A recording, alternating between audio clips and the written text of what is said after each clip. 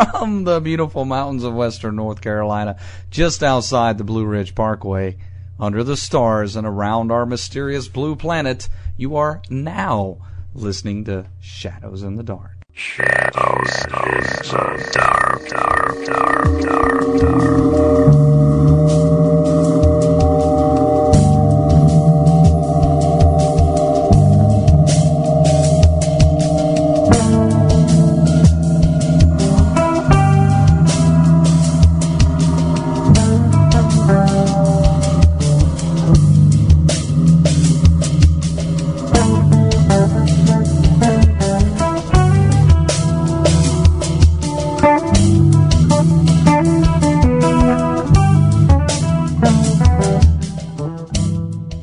Well, good evening, everyone, and welcome to Shadows in the Dark. Now that we got the microphone actually working there, but it is great to be here. It's such a wonderful, wonderful day around the beautiful mountains of western North Carolina. But we've got a great show for you tonight.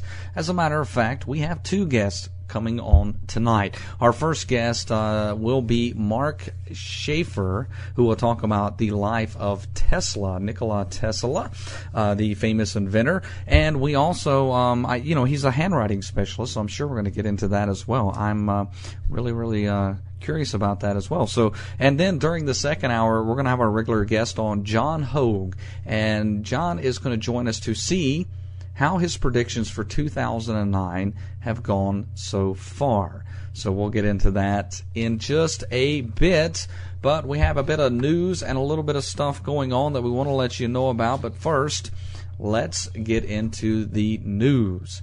Well, an archaeological excavation in Dublin has uncovered the foundations of a 17th century theater and a number of artifacts from theatrical performances.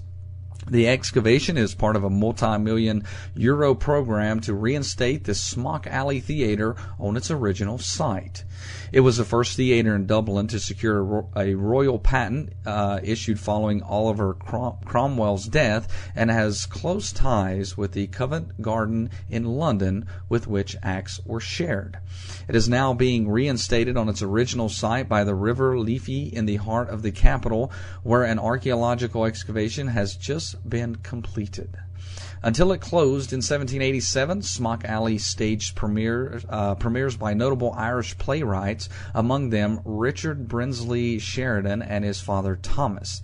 Thespians that performed at the theater included noted Shakespearean actor David Garrick.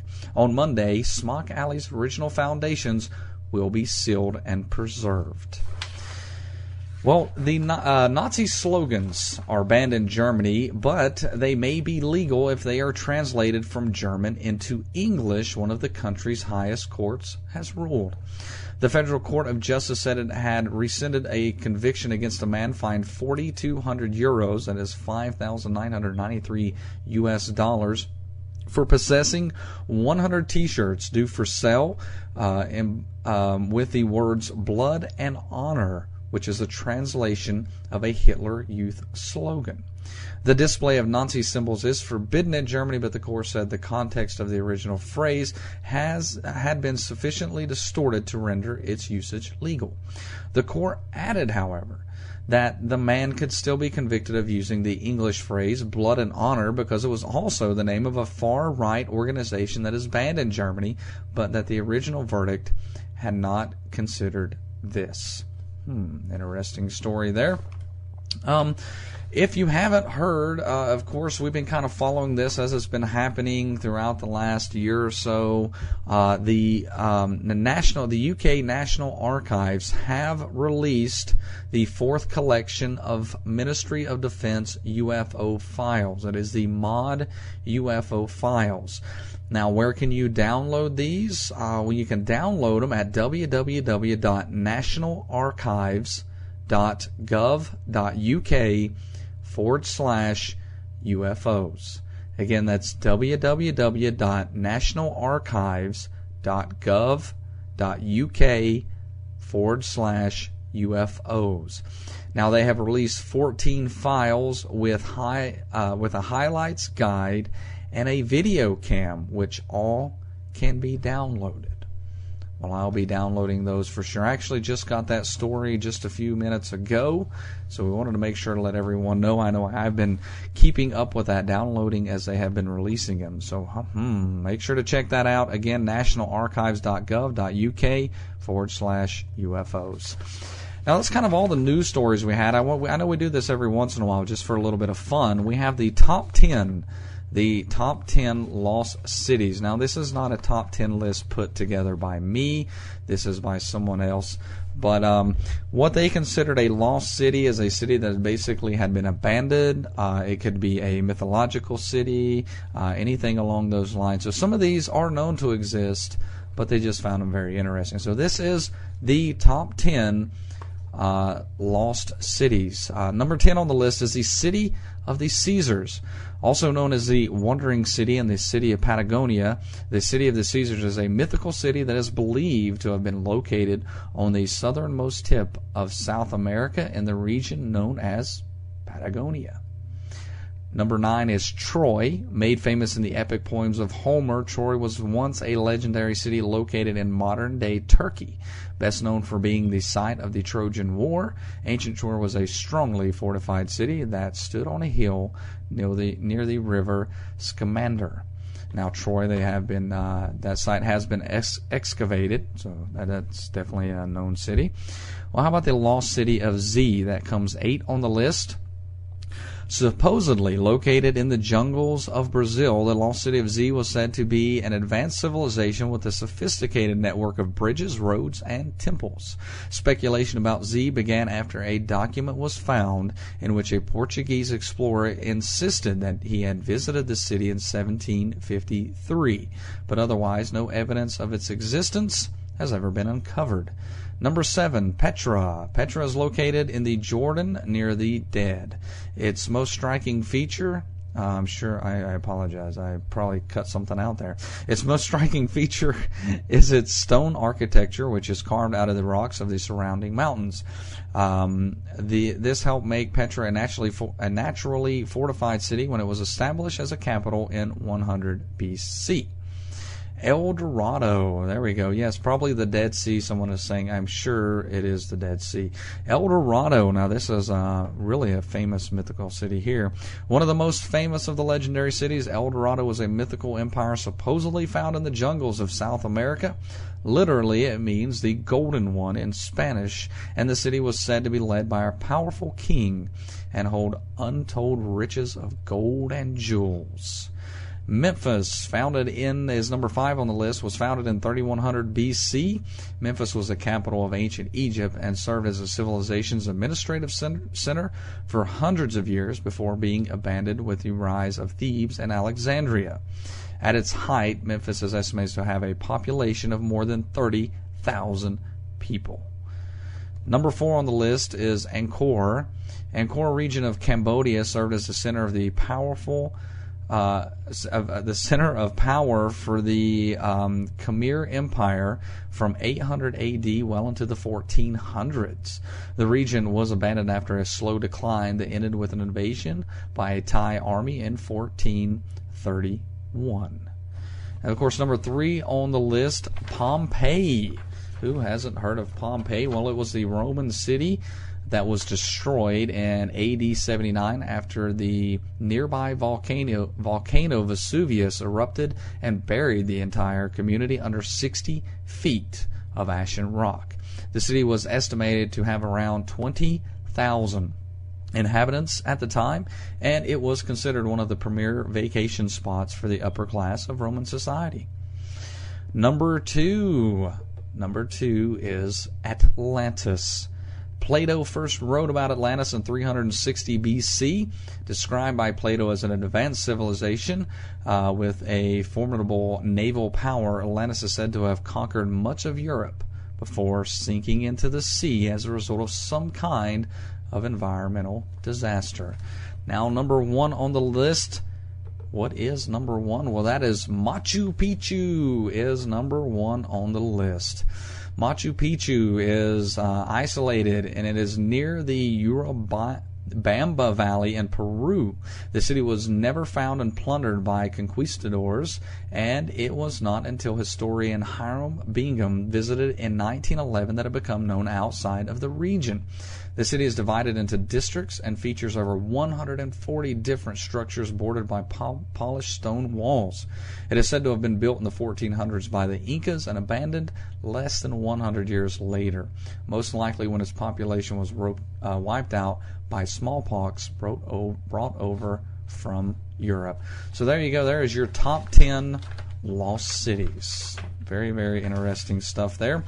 Now, one other thing I want to mention is that I'm sure many know that we are now the proud owners of Mysteries Magazine, and there are some changes that are going to be coming forward with it, of course. But one thing that is, if you may have received an email recently about this, if not, then we're definitely putting it out to you. We're going to be adding a new column, which is about going to be our readers and our listeners' encounters with the unknown, and that is exactly what the title is called. That is exactly what the column is called. It is Encounters with the Unknown. So we want to hear your stories with the unknown. Now, all we ask is that you can send us an email. You can send us via snail mail, whatever you wish. If you want to send an email, just send it to encounters@mysteriesmagazine.com. Again, encounters@mysteriesmagazine.com. Now, if you have pictures, great pictures, or a sketch, anything along those lines, please send those with it.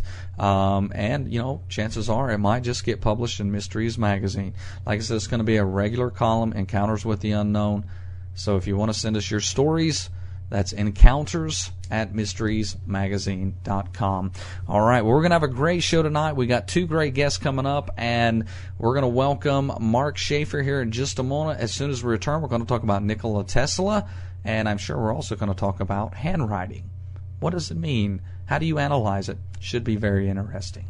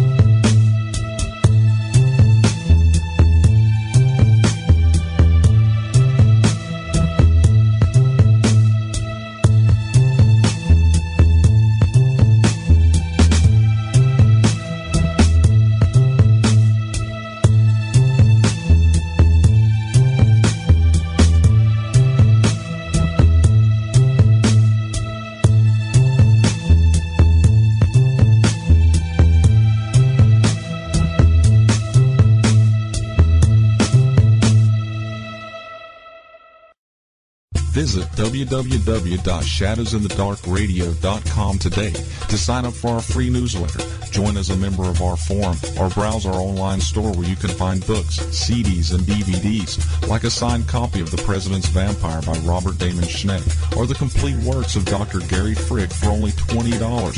That's 4 books signed by Dr. Frick that carry a great message.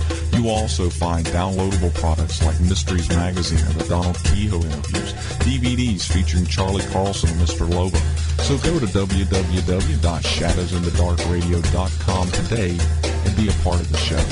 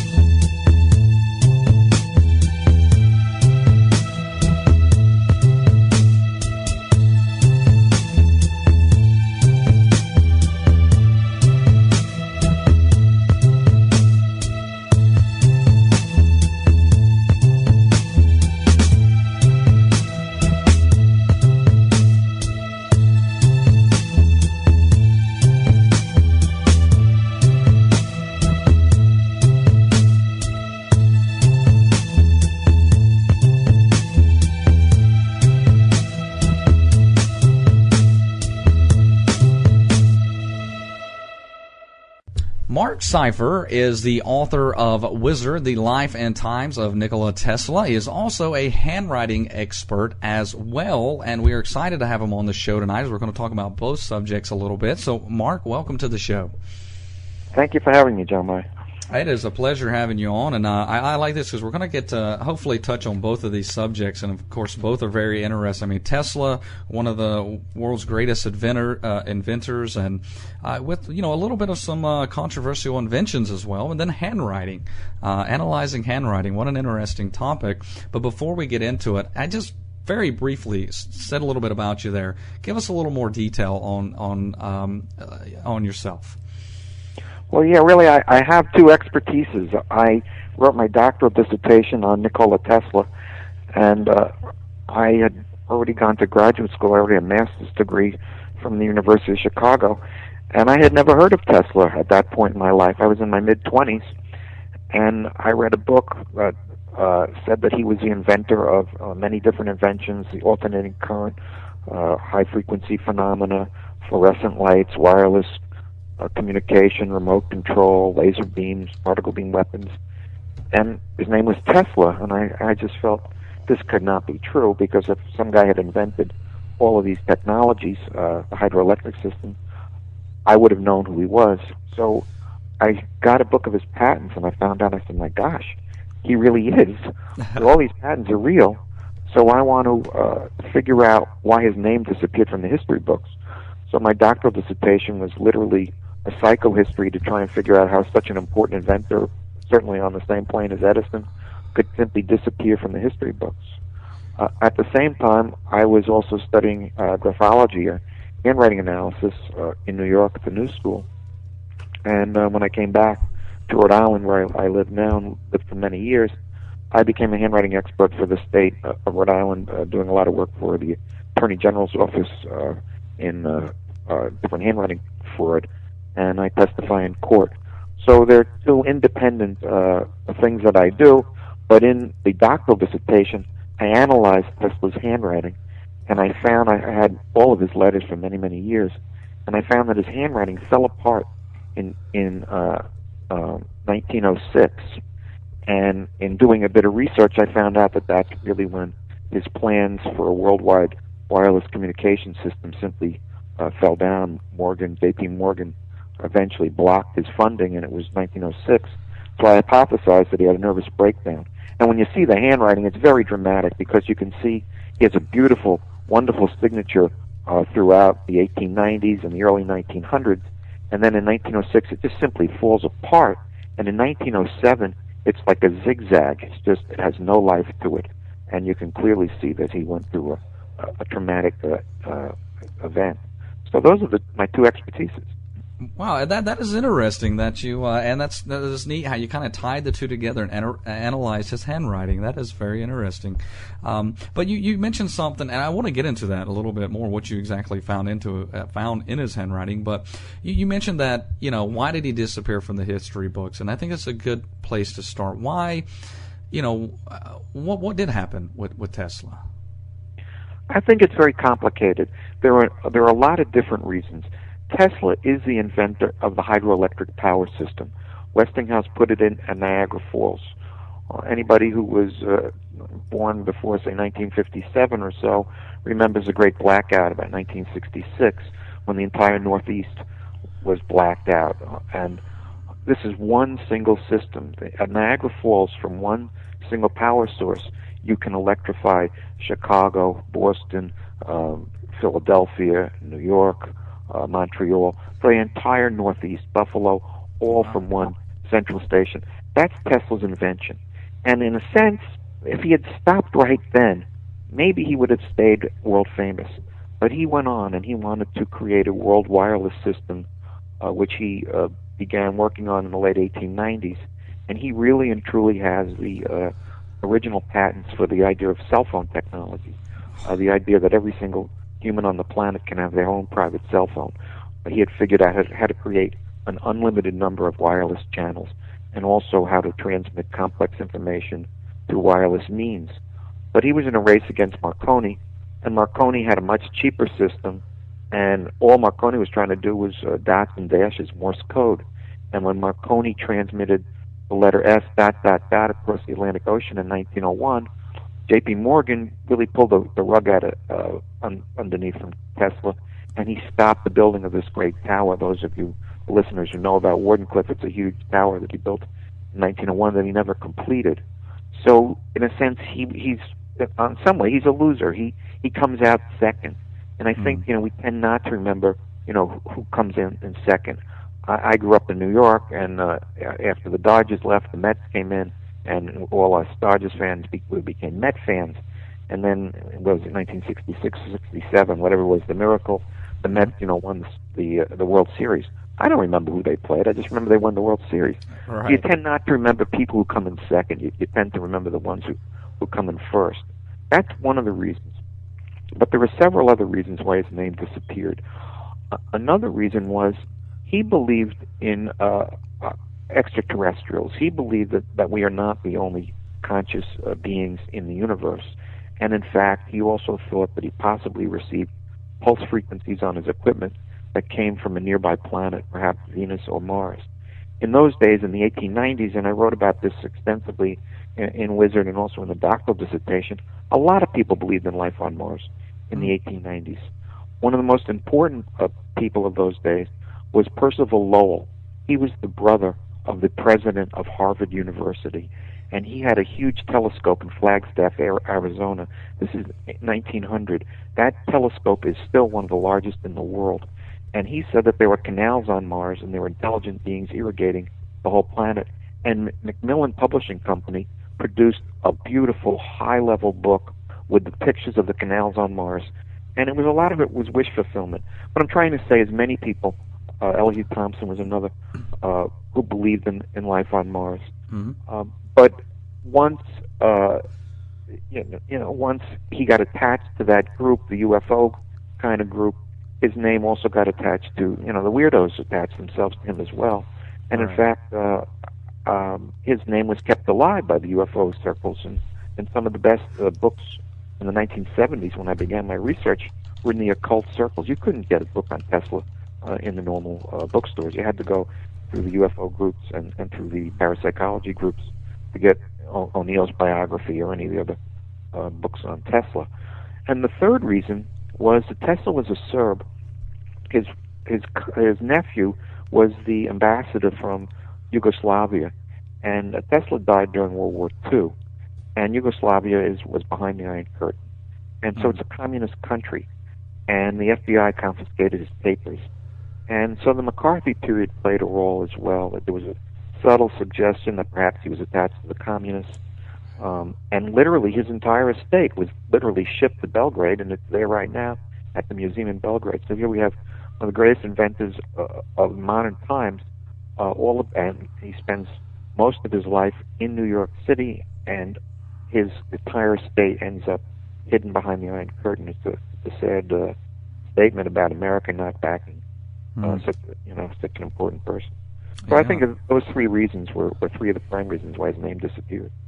Now, being that he had an interest in extraterrestrials, or believed that we're definitely not alone in the universe, what did he have?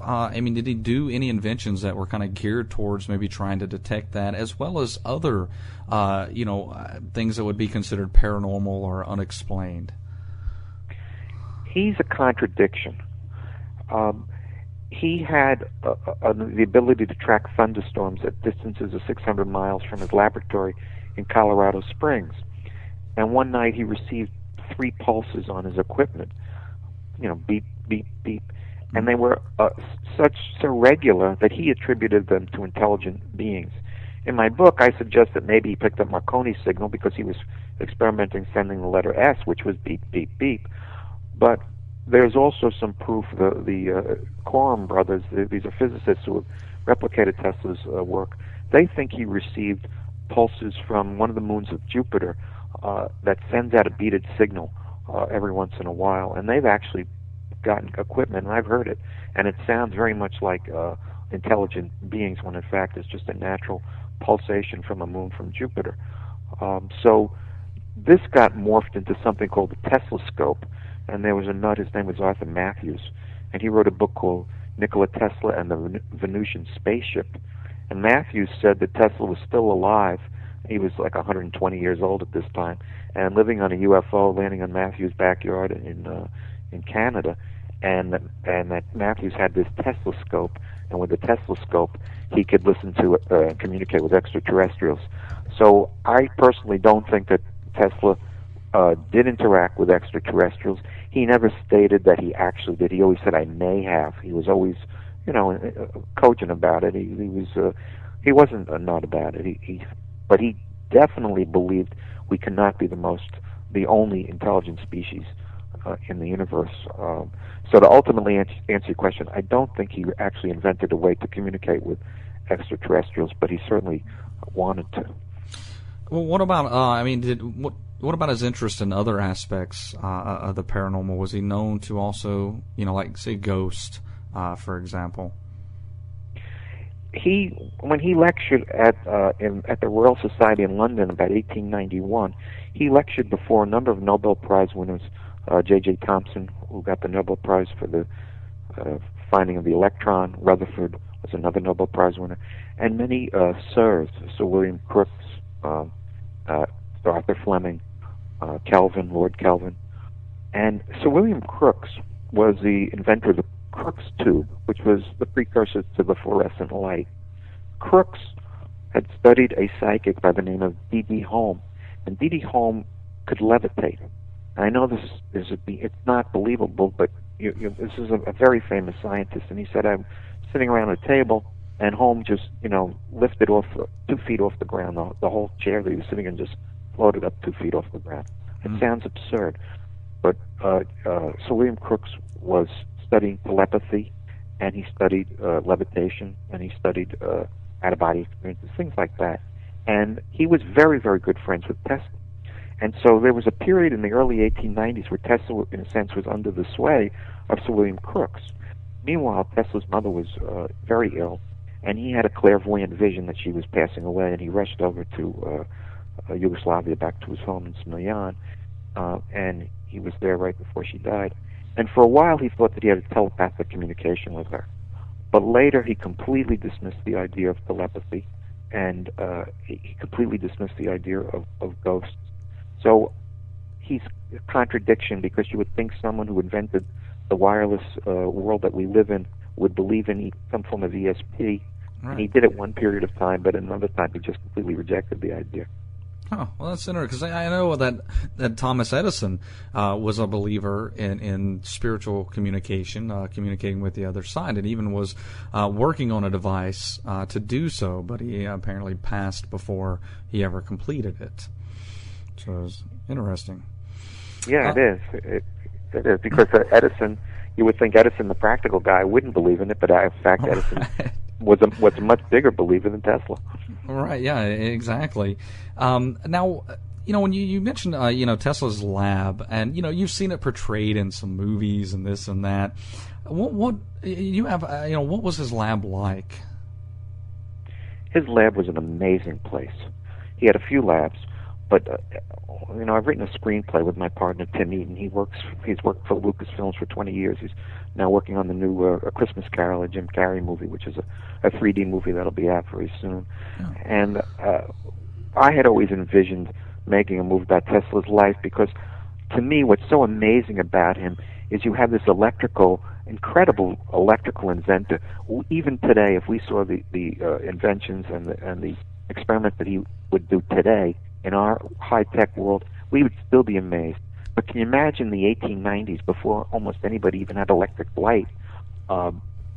He's sending hundreds of thousands of volts through his body to light bulbs, and electrical rays coming off his hands.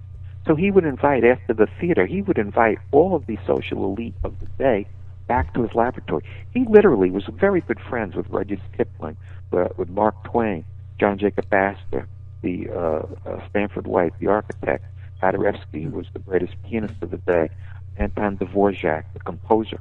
All of these people, and there were many more as well, they would all come back to Tesla's laboratory to see him do all these incredible inventions. And to me, the juxtaposition of this very high-tech, very far-out guy from another another country of strange country of Serb. He was from Croatia, but he was a Serb. Where you have horse and buggies and still arc lamps and gas lights, and you have this electrical phantasmagoria. I just like those two, the juxtaposition of those two things. So his lab was just an amazing place to be in. I bet so. And, it definitely sounds like Tesla was not just a little bit ahead of his time, but way ahead of his time. And I guess would probably have got some really,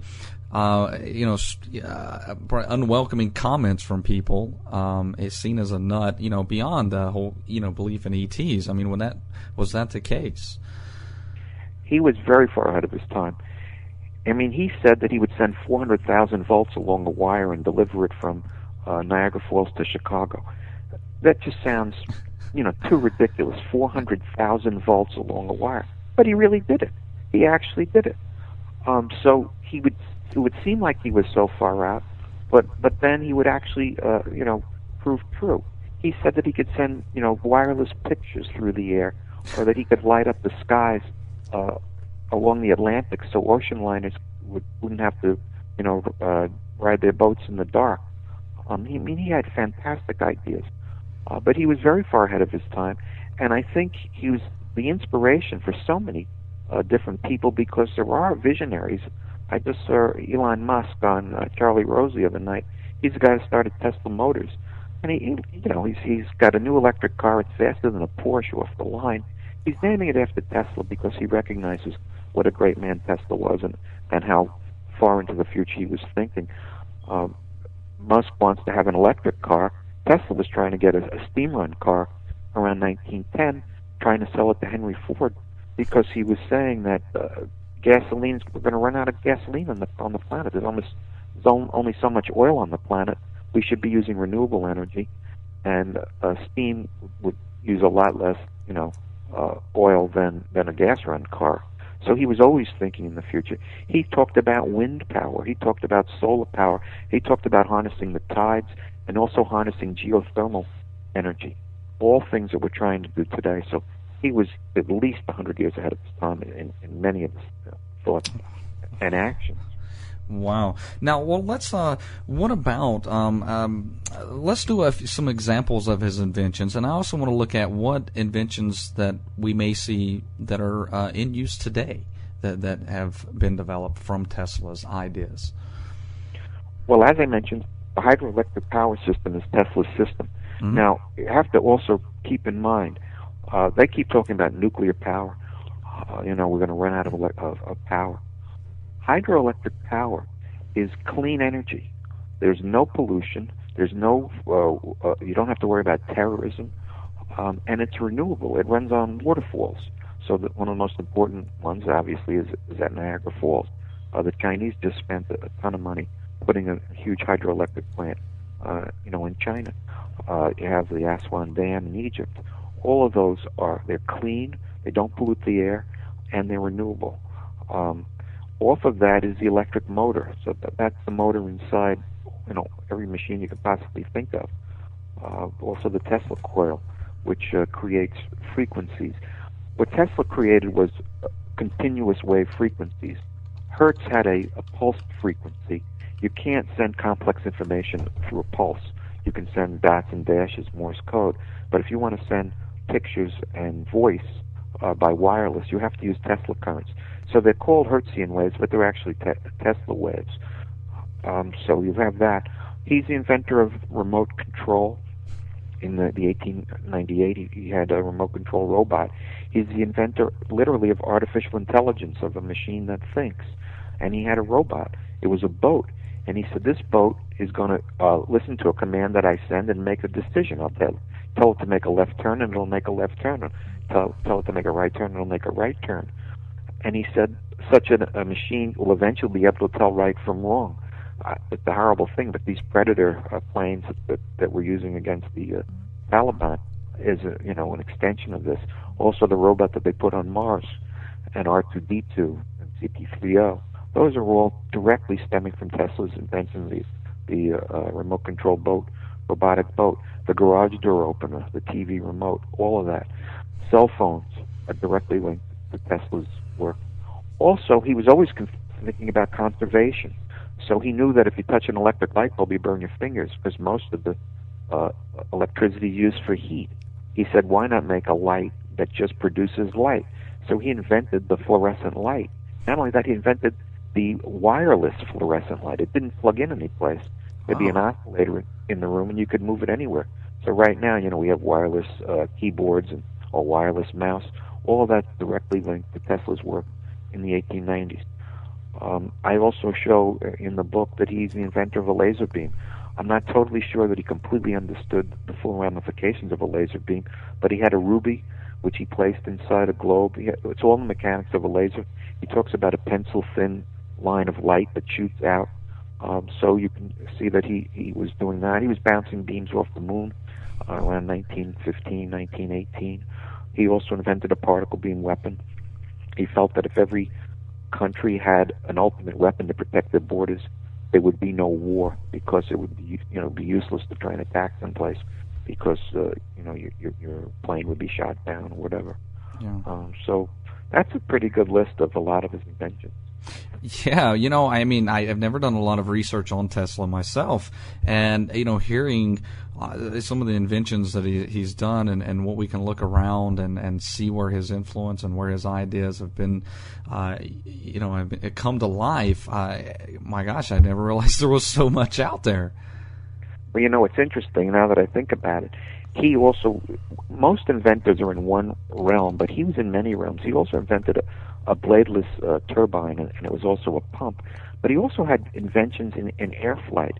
He invented the Osprey helicopter airplane, the whole idea that a propeller could take off like a helicopter and then rotate into the airplane position. That is the exact patentable idea behind the Osprey, which is a $40 million plane that the government uses. He's also the inventor of the flying wing, which evolved into the stealth bomber. And he has drawings for all this. This is not, just him simply talking about this. He has drawings and patent applications for all of these inventions. So he's in aeronautics as well. How many patents did Tesla have or file? They say he had 700, but I think he had about 70 or 80. And then they were multiplied by different countries, etc. So he maybe had a total of 700. But in terms of actual fundamental ones, 70 or 80. But they're in so many different realms, and they're fundamental. They lie at the basis of so many different inventions. He talks about, Marconi got the Nobel Prize in 1909, and Tesla was really angry at the Nobel Committee. There were many, many Nobel Prizes that were won based upon Tesla's work, where they expanded upon his work, like particle beam accelerators. All of that stuff, stemmed from Tesla. I also track Tesla's work in physics, and I show clearly that Niels Bohr and Rutherford, who came up with the idea that atoms are shaped like solar systems, stemmed from Tesla's work. He talked about that. That probably actually came from Kelvin. But Tesla in the 1890s lectured before Rutherford and all of these guys, and said the ultimate structure of matter would be set up like a solar system. He also talked about wave-like and particle-like aspects to light waves, and Einstein, of course, got a Nobel Prize for the photoelectric effect, which would be the particle aspect of light. So I make a plea in the book and in a number of articles. I have an article online. It's called Tesla versus Einstein. That I think that Tesla deserves to be put into the history of quantum physics, because these are lectures that he gave that were published and that were read by all these top scientists, particularly in Royal Societies in England and in France, and also, of course, in Germany. They knew about his work. Helmholtz was a good friend of Tesla's. So there's so many aspects to his stuff, and so the 70 or so patents, these are foundations, and from these foundations you build many patents on top of them. Mm-hmm. Wow. Now let's kind of transition here, but I want to do it with you spoke about that you analyzed Tesla's handwriting, and you come to hypothesize that later in his life that he had a breakdown, a nervous breakdown. What what were you seeing in his handwriting? And maybe to set it up a little bit, what do you look for when you analyze someone's handwriting? That's a great question. I think, I mean, obviously I've studied it, and I wrote, the definitive book on handwriting analysis, which really goes into looking at 40 different indicators and how to analyze it. But I think, to some extent, a lot of it is just common sense. When you look at a handwriting, what's your immediate gut feeling to a handwriting? If it has grace, then the person has grace. If it's a sloppy handwriting, the guy has a little bit of difficulty controlling the pen. If it's over-controlled, then the person's probably a bit of a neatness freak. So a lot of it is, that you are what that there's a unity of expression. If a person has big ideas and they think on a grand scale, odds are they'll have a large handwriting. If they're very shy and retiring, they'll probably have a smaller handwriting. So a lot of it is based on those kinds of concepts. In Tesla's case, one of the first things that I noticed about him was how many different ways he could write the capital N for Nikola. So his name was Nikola Tesla. He often signed the letters N Tesla.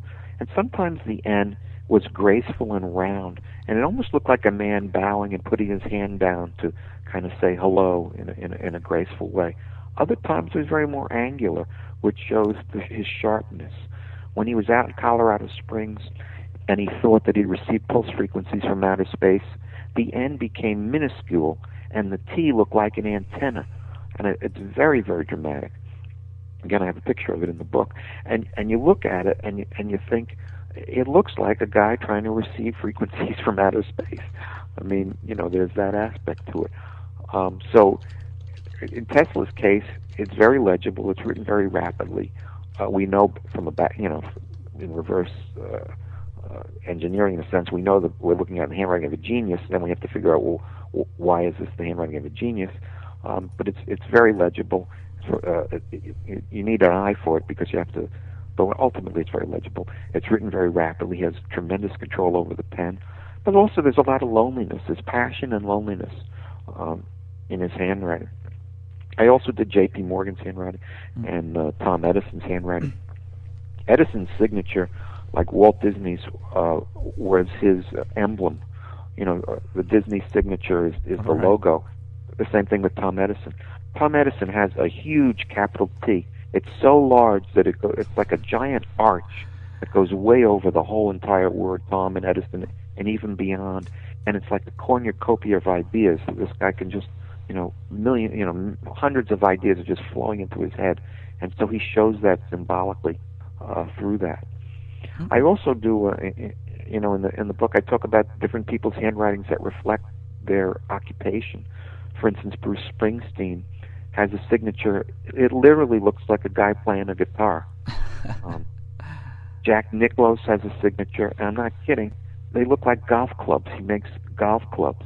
I've got Pele's signature, the great soccer player, and there's a photograph of him doing a flip, and the P of Pele simply looks like a man doing a flip.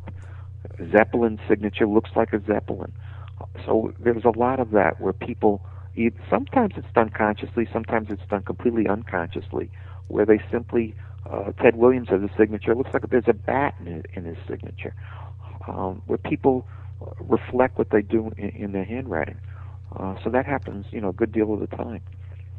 Wow, that is interesting. Now, let's say, like, for example, my signature, is pretty poor. Basically, I write, it's a pretty large J, and then I squiggle the rest of it. You couldn't even tell. If you looked at it, it honestly just looks like a crazy X or something like that. What would that say about me? Does that say laziness by any chance? Well, I think what's happened, I've done a study of, for instance, Hollywood starlets' handwritings, like Julia Roberts, or Sharon Stone. And what's happened is, Meg Ryan, these three girls have handwritings that are completely illegible, which is what you're saying about your own signature. Right. Whereas if you go back, to the days of Betty Davis, or Joan Crawford, stars from the 1940s, they wrote their names so that you could read it. And I think what's happened is as we've gone through the 1930s, the 40s, the 50s, 60s. Different things happened through the different eras. I think people simply took more pride in their signature in the 30s and 40s. Betty Davis would not write her signature illegibly, and not because it was just Betty Davis. No starlet would do that then. But now, there's, after the hippie era, the 70s, do your own thing kind of thing, we're less concerned about the actual signature. So, you scribble it out, because you're not that concerned. It's not as important to you. But I would bet, Jeremiah, that if you grew up in the 1920s and 30s, your handwriting would be legible because everyone else would be writing legibly too. So you're a reflection of the times as well as, your own. Perhaps it's a little bit of laziness as well, like you said. I do it too. I scribble my name out. You go to the gas station and you sign your name, or the Home Depot. I'm not going to write the whole thing out. I just scribble the thing out. The heck with it. It's not that important. But so it's a reflection of the times as well. So it's very complicated to analyze a handwriting. Now, what about people who are in a profession where they sign their name a lot? Because that is actually where it kind of came from. I had two professions where I was constantly signing my name. I mean, 50, 60 times a day, if not more. And so you get to the point where you do it as quickly as possible, and I guess can it become a habit? I think part of it is time. Barack Obama. He's not going to write B-A-R-A-C-K. He doesn't have the time. He doesn't have the time. So if he can get the B, if he can get the two capitals and a little bit of a squiggle, that's good enough. And it's the same thing with you. 60 times. If you wrote, that's a very long word. That's just your first name. Yeah. Count the seconds involved. We only have so many seconds in a day to spare. And, you've got 17 other things to do. So what's more important, to get your squiggle down on paper, or to write it neatly and spend all that time and then not have enough time later to do something that's in a sense more important? But on a very important document, you might find that you'd write it a little bit more neatly. I think that that often happens if it's an important document. Let's say you're buying $1 million house and your name's going to go on there. Odds are you're going to spend a little bit more time rather than just the same old squiggle from the Home Depot computer signature. I might do that. I don't know, but I've signed some documents. I still sign it. The J and squiggle away, and everybody's like, "What's that says?" I say, "Well, that says Jeremiah R. Greer. Can't you see that?" You're at least thinking it, That's right. Now, what about the difference? I mean, we've talked a lot about signatures. Now, what about just the everyday writing of say, like a note or somebody writes in their journal? Is there a difference between the signature and the everyday writing that someone would do? Yeah, well, I mentioned Julia Roberts. Her signature is completely illegible, totally and utterly. And in a million years, you would never know that this was, I guess one of the biggest stars, female stars in Hollywood. So what I would want to see is her handwriting, because that's going to show what she really thinks. I mean, if her handwriting is completely illegible, it's useless. I mean, you have to be able to read it. So the signature is how you appear, or how you want to appear to the outside world, and the handwriting is how you really are. So you want to see, obviously, you want to see both, but I would want to see your notes. Maybe you have people coming on your show. You probably scratched out a bunch of notes. That's the kind of thing I'd like to see. I was just interviewed for Time magazine. I didn't make the issue, but I got cut in the last minute. But I got the handwriting of the different people writing the articles, and I really got interested in looking at the graphic designer. She was setting up the pictures for the article, and you could see she was a graphic designer. Organization was very important. She was interested in the aesthetics of the handwriting, because that's her profession. The other girl who was interviewing me, her handwriting was not as well formed, because she's not a graphic designer. So partly it's a reflection of what you do for a living as well, I think. But ultimately, you'd want to see the handwriting as well as the signature. Mm-hmm. Now, I like kind of just throwing myself into a lot of these shows where we can, and I write in all caps. I have for many years. I didn't always, and now if I write and your typical writing, capitalize this and then lowercase, it looks awful. But I write in all caps. I have for many, many years, and it's everything I do. I can't help it anymore. Well, you know what's going on. In fact, this was that article, the Time magazine article, all the stuff they didn't put in, which is what I was trying to tell them, is people have changed. I don't think you would have been writing all caps in the 1920s and 30s and 40s.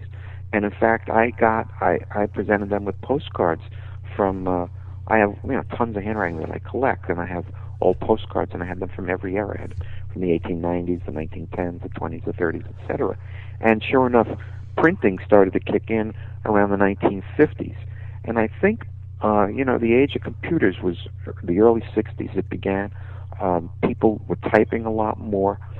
And also, there was less emphasis in schools on teaching the cursive handwriting. So I don't know how much it was important in your school when you grew up to have cursive, but it's getting less and less important. And so partly it's a reflection of the change of our time. I mean, everyone's texting now, and everyone's typing on a computer, emailing and stuff. So we're thinking more in a print mode as opposed to a handwriting mode. People that grew up, 20, 30, 40 years ago, they would write letters to each other. And so many of the letters would be in cursive because they were used to writing in cursive. But as the generations have changed and as we've moved more to a computer age, more and more people type. So you're very reflective of, I teach in college, and a lot of kids print. And it is harder to analyze, for psychoanalytic reasons. It's harder to analyze printing than cursive. I don't totally understand why that's true, but it just simply is. But you certainly can tell a lot from printing. But I would say partly it's just a reflection of that. But I also think that you're a visual thinker. You want things to be clear. You want to get everything set up so you write clearly. You write this block cap print to try and get your ideas down in a very solid form. That would be my intuitive take. I obviously have to see your handwriting to get a better feel for it. That is interesting. Yeah, and kind of talking about the changing of the computer age. It's funny because you mentioned that. I started thinking about it, and it about the time when I really started using computers for everyday stuff is about the time that my handwriting changed to the all caps print. I still wasn't a big cursive writer, but I did because the school that I did go to, that they did teach cursive. We had to write all our reports in cursive. We couldn't print it and things like that. But when I got more into computers, I began printing more. It's very complicated because you're also talking about neuronal organization. You might have a connected print script, and if it's connected, it actually connects the two hemispheres of the brain. So if you're writing, let's say I just wrote a few notes down, as we were talking. You talked about the Ripley Museum, so I wrote, Ripley Museum down here. If you were to write the word Ripley down, would you connect some of the letters, or would each letter be individual? So usually print scripts, letters start to connect, and it actually is linking the left hemisphere with the right hemisphere. In other words, what I'm trying to say is a connected handwriting. The connections could be through the air, to the quote air strokes. So that it might not see a physical connection on the paper, but you can see that the rhythm of the writing it's pretty much a continuous movement. If it's segmented, if it's really one letter, then the next, there's no real feel of movement from one to the next. That's not as good, and that's not as much cerebral integration of the two hemispheres. What's also interesting is the Chinese. We only have 26 letters. The Chinese have to memorize something like 14,000 pictograms. Each squiggle is a different word. Right. And their cerebral organization is actually different than a Western person learning the alphabet, because the words are going to be ultimately more in the right brain for the Chinese writing than for the Western writing, which is more a left brain process. So isn't that interesting that depending on where you grow up, what language you learn, your brain will actually be eventually structured a bit differently. Oh, That is interesting. Now, I have a question from our chat room, and this is coming from Dr. Gary Frick in our chat, wanting to know, what about like sociopaths like Manson and people along those lines? Is there something in their handwriting that you would be able to tell, something particular about it? Yes, I do have a whole section on criminals' handwritings, and in there. I have a serial killer in there, and you can tell violence sometimes in writing. Oftentimes very heavy pressure, all of a sudden like bursts of heavy pressure. It's certainly a sign of a lot of aggression. Sometimes repetition compulsions will show up, or unusual, they're called counterstrokes, where they go in the wrong direction. Liars, people that are untrustworthy, will often have strokes that go reverse, not the way they're supposed to go. They go in the opposite way they're supposed to go. It's amazing, but I have a number of very strong examples of people that are involved in violent crime, and you can see the violence in their handwriting. And the opposite, of course, is true. You can see creativity in the writing. Mm-hmm. I have a really nice letter from Paul Newman in the book, and he's writing in the 1950s before he really is a movie star. He's only been on television, and you can see high intelligence in his writing and a bit of loneliness there. It's amazing the insights that you can get in looking at handwriting. It definitely sounds like, and I tell you what, this is just really interesting. I hate it. We're practically out of time, though. So, Mark, before you leave us, please give your website and where they can find your books, especially Wizard, The Life and Times of Nikola Tesla, and as well as you have the definitive book of handwriting analysis out there. Yes, my website is my name. It's marcseifer.com, MarcSeifer.com. It's pretty easy to find. If you just simply put Seifer Tesla, that would probably be enough. Seifer in Google, and out would pop my website. But I've got the books on there, and they're doing very well. The Tesla book is over 60,000 copies in print, and it's actually selling better than ever before. I think people are much more tuned to it. I think Tesla is becoming more relevant as they become more and more aware of the need to conserve and to change from using too much oil to maybe electric cars and that kind of thing. So it's a very exciting time for the book, and just to be around in this amazing time of mass communication, and seeing that the world that Tesla envisioned in 1900 kind of come alive finally into fruition now, after the year 2000.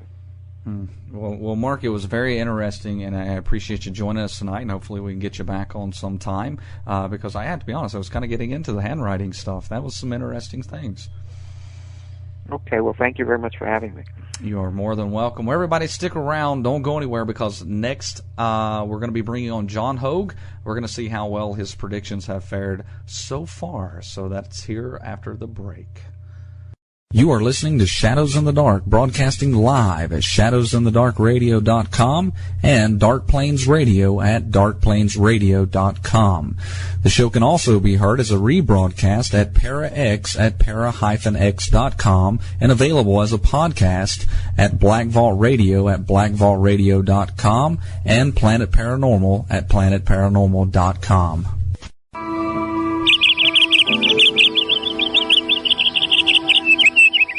Have you been wondering what gift to get that special person in your life? Then you need to visit Mountain View Candle Works, your one-stop headquarters for candles, fountains, specialty foods, and much more. Just visit www.mountainviewcandleworks.com. We make your candles with mountain care. More than just another New Age journal, Mysteries Magazine provides a thought-provoking, in-depth look into myths, magic, and the paranormal, as well as the mysteries which have intrigued both historians and scientists from the beginning of time.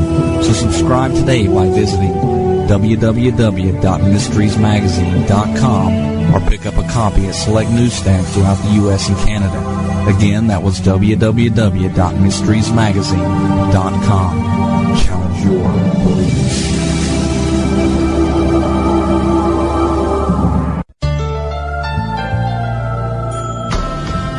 Are you wondering if the path that you've chosen is the right one for you? Or would you like to see a glimpse of what the future may hold? Tarot may be able to help you understand better the path that you're on. The cards don't lie, nor do they lead you astray, as they're a vehicle for messages from God, angels, and guides. Have your cards read for you by world-renowned tarot card master Scotty Roberts. To schedule a private reading with Scotty, visit www.tarotbyscotty.com today and find out what the cards may hold for you. Hello everybody, this is Mr. G from the World Paranormal Society and from HauntTheHunters on DarkPlainsRadio.com. I would like to tell you about a website. It's called TreasureForAllUSA.com, where I got everything from knickknacks to complete DVR systems. A place where you can shop for everything and everything, and if we don't have it, I'll find it for you. That's again, TreasureForAllUSA.com, everything from DVR systems, TV sets, knickknacks, and gifts for loved ones. Come check it out, TreasureForAllUSA.com. You won't be disappointed.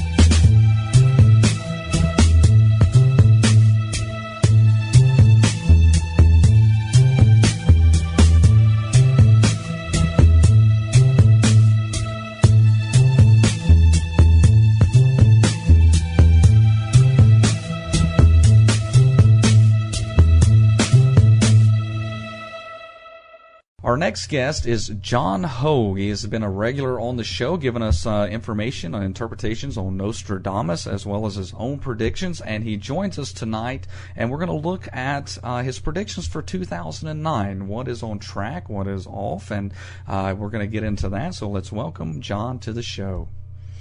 It's great to be on, Jeremiah. Well, it's great to have you back, and so this is kind of a night we put your feet to the fire, as you have said.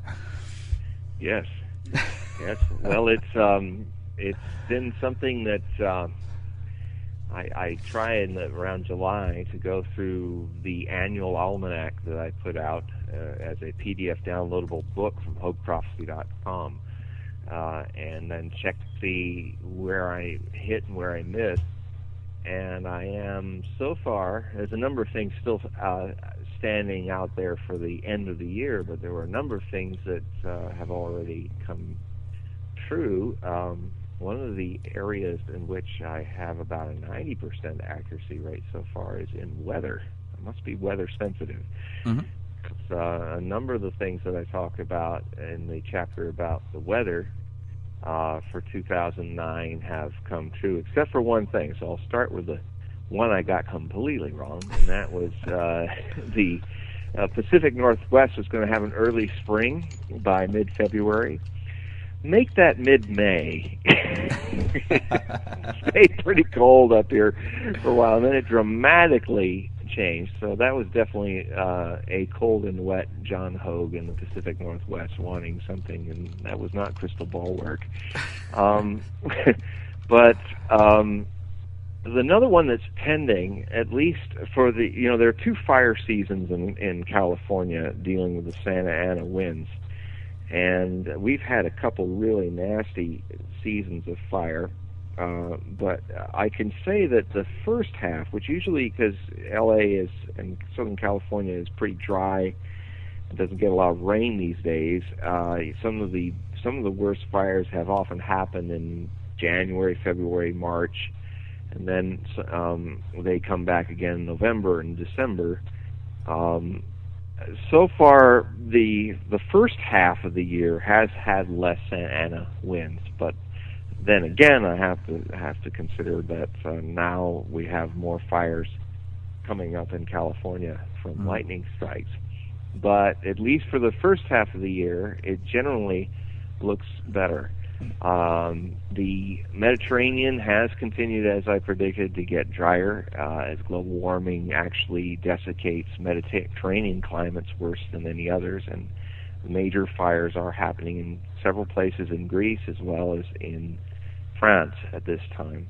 The one that's kind of shocks me the most for its accuracy is what I had to say about the typhoon season in the Western Pacific.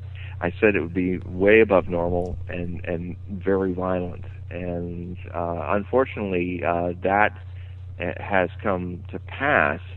We are in 8 or 9 major tropical storms since it started.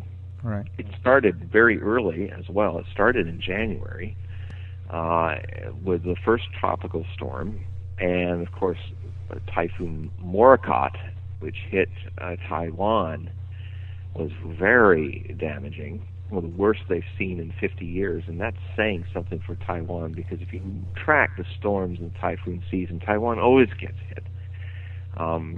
What also was amazing, it's not been reported so much in the Western press, is that some of the coastal provinces of China have sometimes seen the exact same place hit 3 times in a row by typhoons and tropical storms. It's displaced over 1 million people. And the other thing I said in the predictions for 2009 is that the cyclone season in the northern Indian Ocean would be worse than before, and that's also on track to be true, and unfortunately. So, but I also said there would be some troubling signs in Yellowstone. More of that actually has calmed down, although there were some 2 and 3 point earthquakes that hit in July that caused some stirring of news reports. I basically said the worst thing that would happen would be some geyser event. That hasn't happened yet, so we'll have to see. There were some other things that I talked about, the breaking of the drought in certain regions, the monsoon being spotty, that all happened. There are more that people can check out by going to my blog sphere, which is hogueprophecy.com/predictions. I've started a 6-part series intertwined with other current event blogs that is going into detail, the quote, the theme, and my assessment of where it's at concerning predictions for 2009.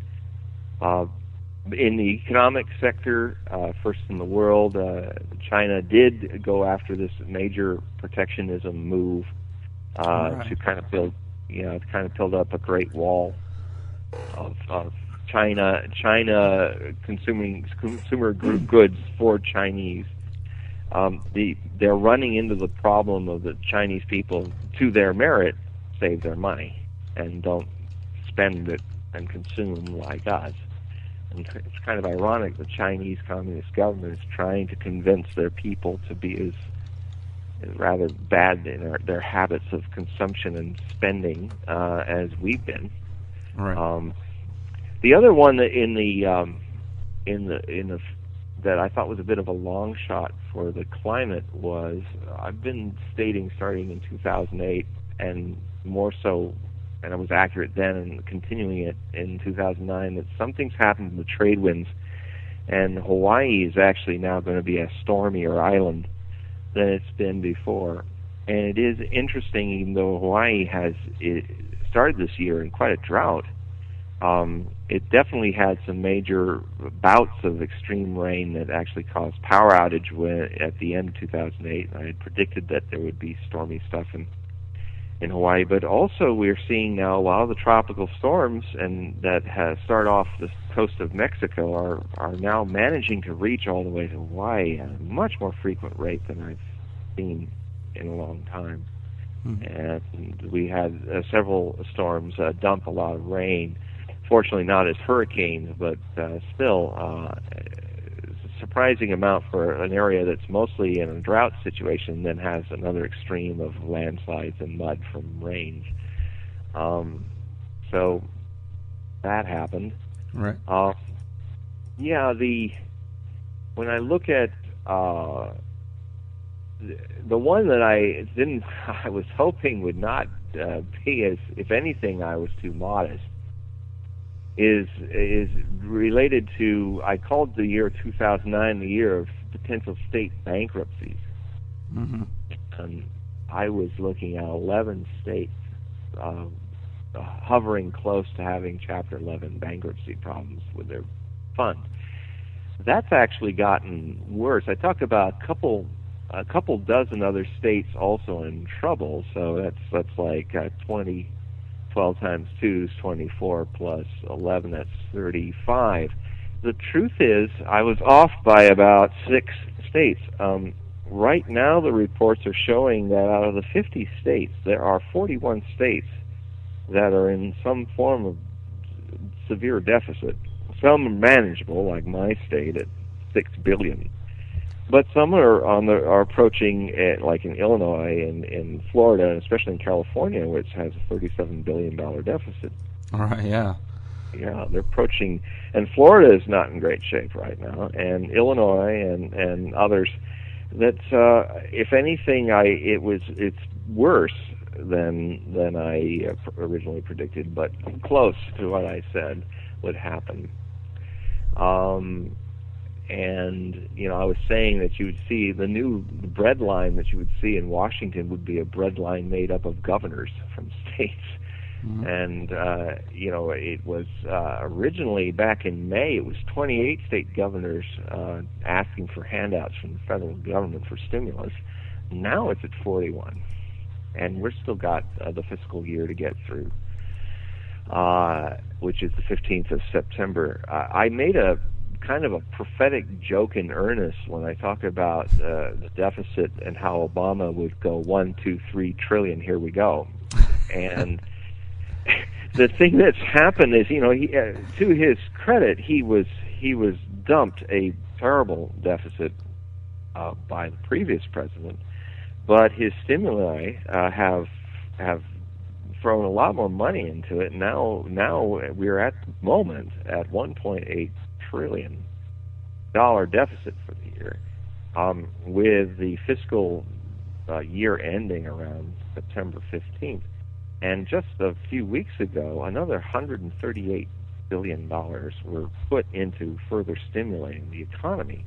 And I'm sitting here wondering, it would not surprise me if we, around September 15th or by October, we have the $2 trillion, and maybe, who knows, after health care is perhaps passed in September, we may be that 1, 2, 3 trillion. Here we go. May be a joke in not only in earnest but as prophetic success, dubious as it may be. And now, one of the real long shot predictions that kind of goes beyond any skeptical, educated, lucky guess is this very clear feeling I got that the Republican Party, which is not known, whether that's fair or not, for its ethnicity, mm-hmm. Was going to pick an African American to be its new Republican chairman for the party. And so when I heard that Michael Steele, an African American, won the race, especially against three Caucasian front runners with him, that was one of those prophecies that's for me a little like, wow, that was a long shot that came like loud and clear through, and it seemed like everything was against that happening. That did happen, and let's see. I described the first 100 days of Obama as kind of that he would upset a surprising cadre of people in America, and not the right as much as the left. Mm-hmm. That he would be a very centrist, and although I was wrong about him actually garnering a centrist alliance of moderate Republicans and Democrats, that was completely wrong. Actually, the Republicans bit the hand that was outstretched to them, but what I did get right was the harshest critics, the ones that had the strongest impact on Obama, have been from the extreme left, and that was true when Krugman of New York Times, The Economist, wrote his feature article, I think it was at a time or it was Newsweek, why Obama's wrong, in his economic plans. And then the other one that's been nailing him from the extreme, almost libertarian left has been comedian and social commenter Bill Maher, who even Friday night nailed Obama again for things. I mean, his first one was a famous one he did in early June, which shocked a lot of his followers too, where he basically told Obama to stop playing rock star and celebrity and get to work. And he was a sympathetic skeptic. He said, I didn't vote for you to be a rock star. I voted for you to bring change. And it reverberated all the way to the White House of some of these things. So it seems like the critics being on the left happened. Also, Obama, unfortunately, we're still on track for something. One of the more detailed main stories throughout the predictions for 2009 book are, of course, about the economy. Mm-hmm.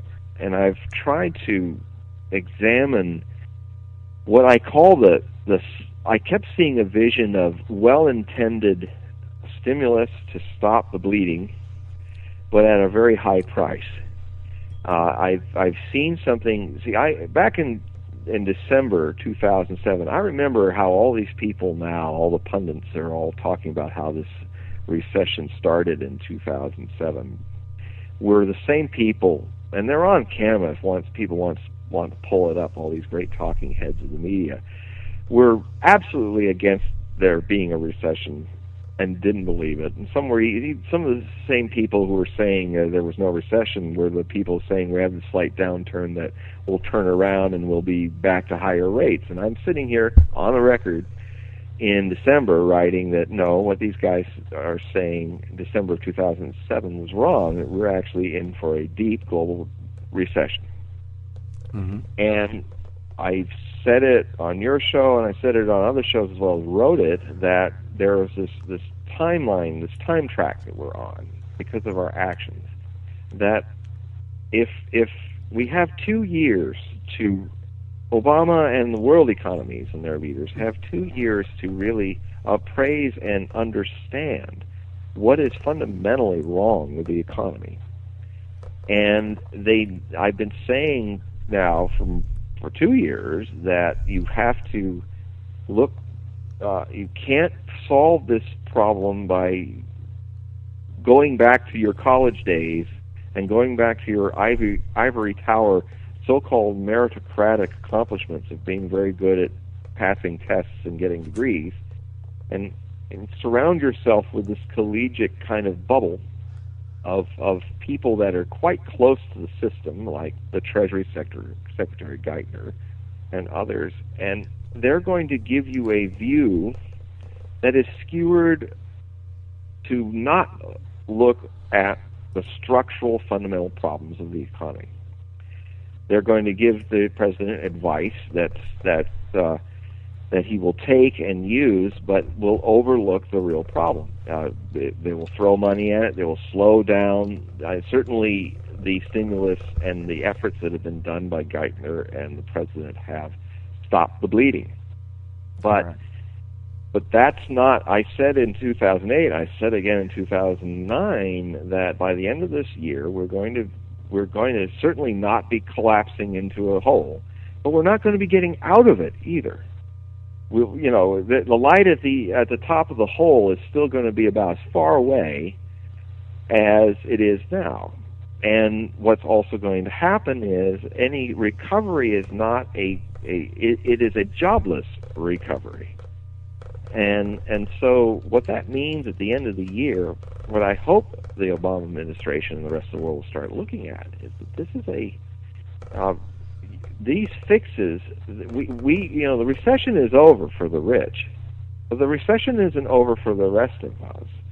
And the cure in the long run, I gave a 2-year probation for this recession. When it starts, there's 2 years or less for people to find the right solution And that has a lot to do with the very things that haven't been done yet.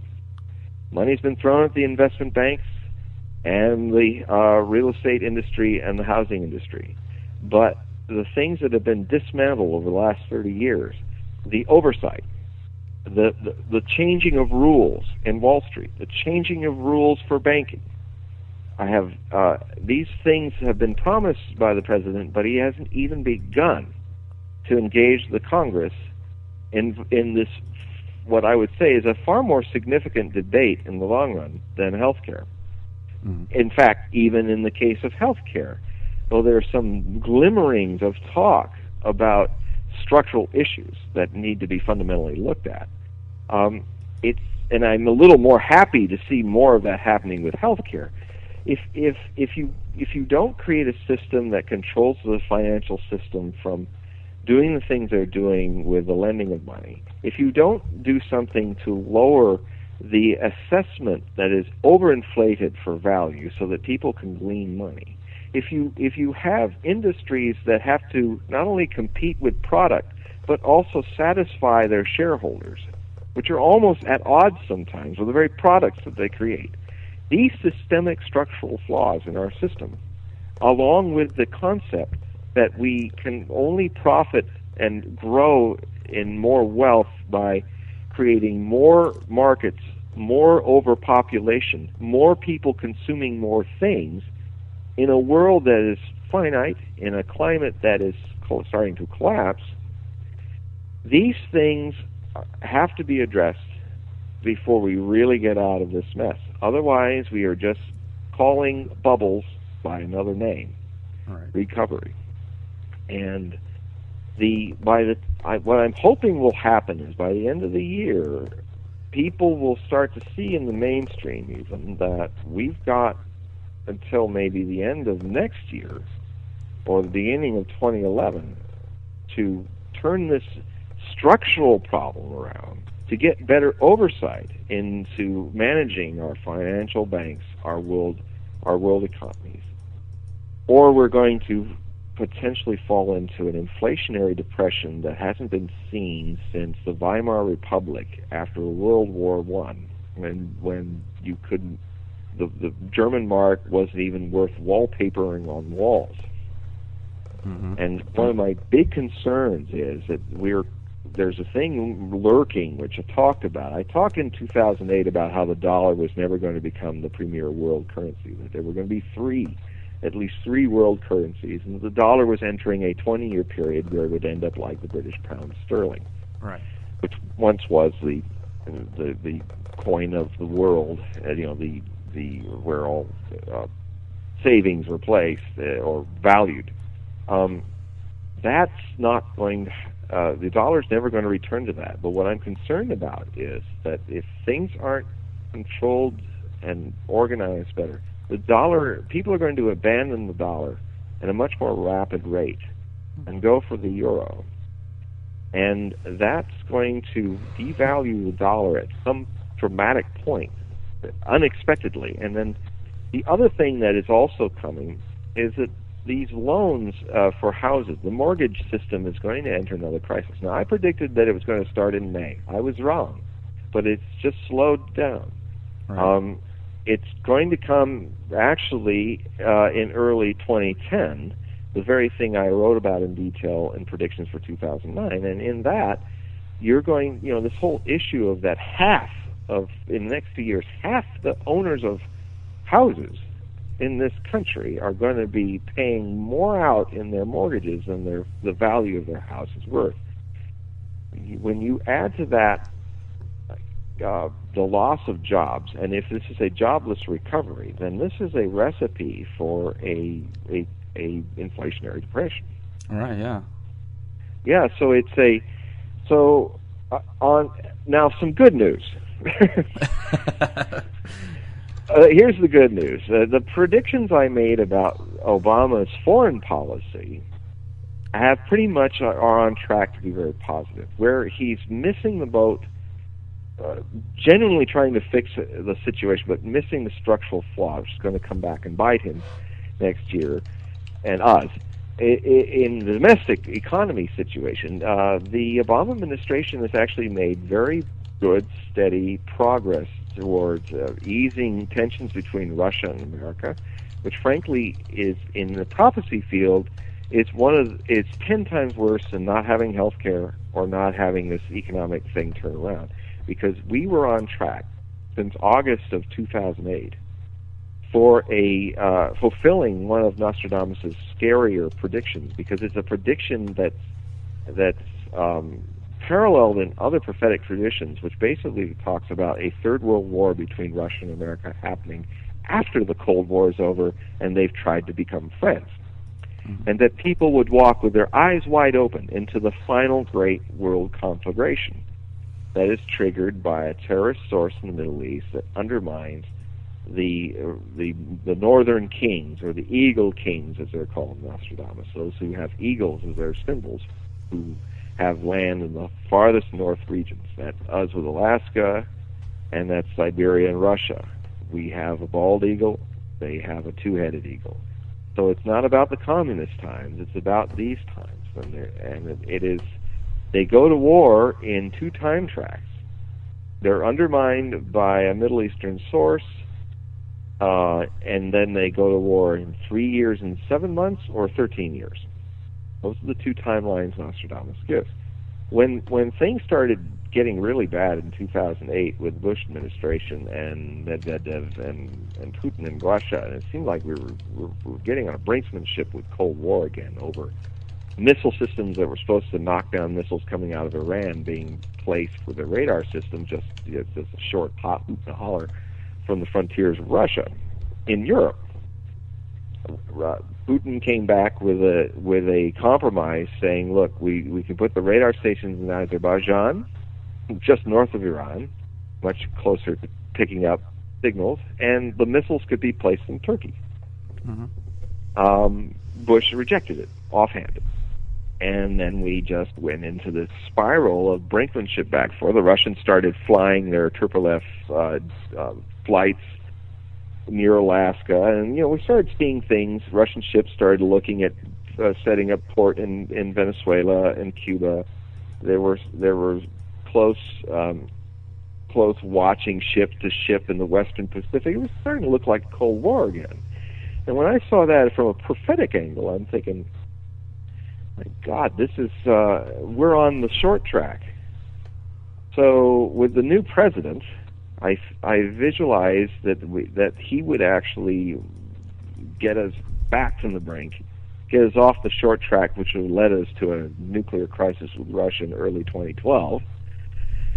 And now perhaps we are on track to calm that down, restore the friendship. Ultimately, I hope Obama will find some way to allow Russia its near abroad policy, and at the same time allow freedom of countries to have their own governments without Russia's meddling.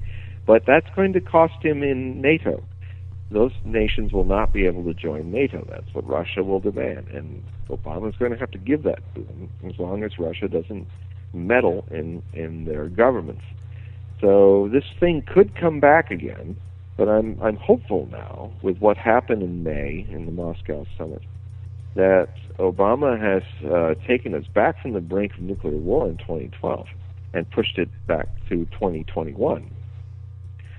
So, and all these problems with the economy and this and that, if suddenly the other thing that's important is that Obama has re-engaged Russia in the nuclear disarmament.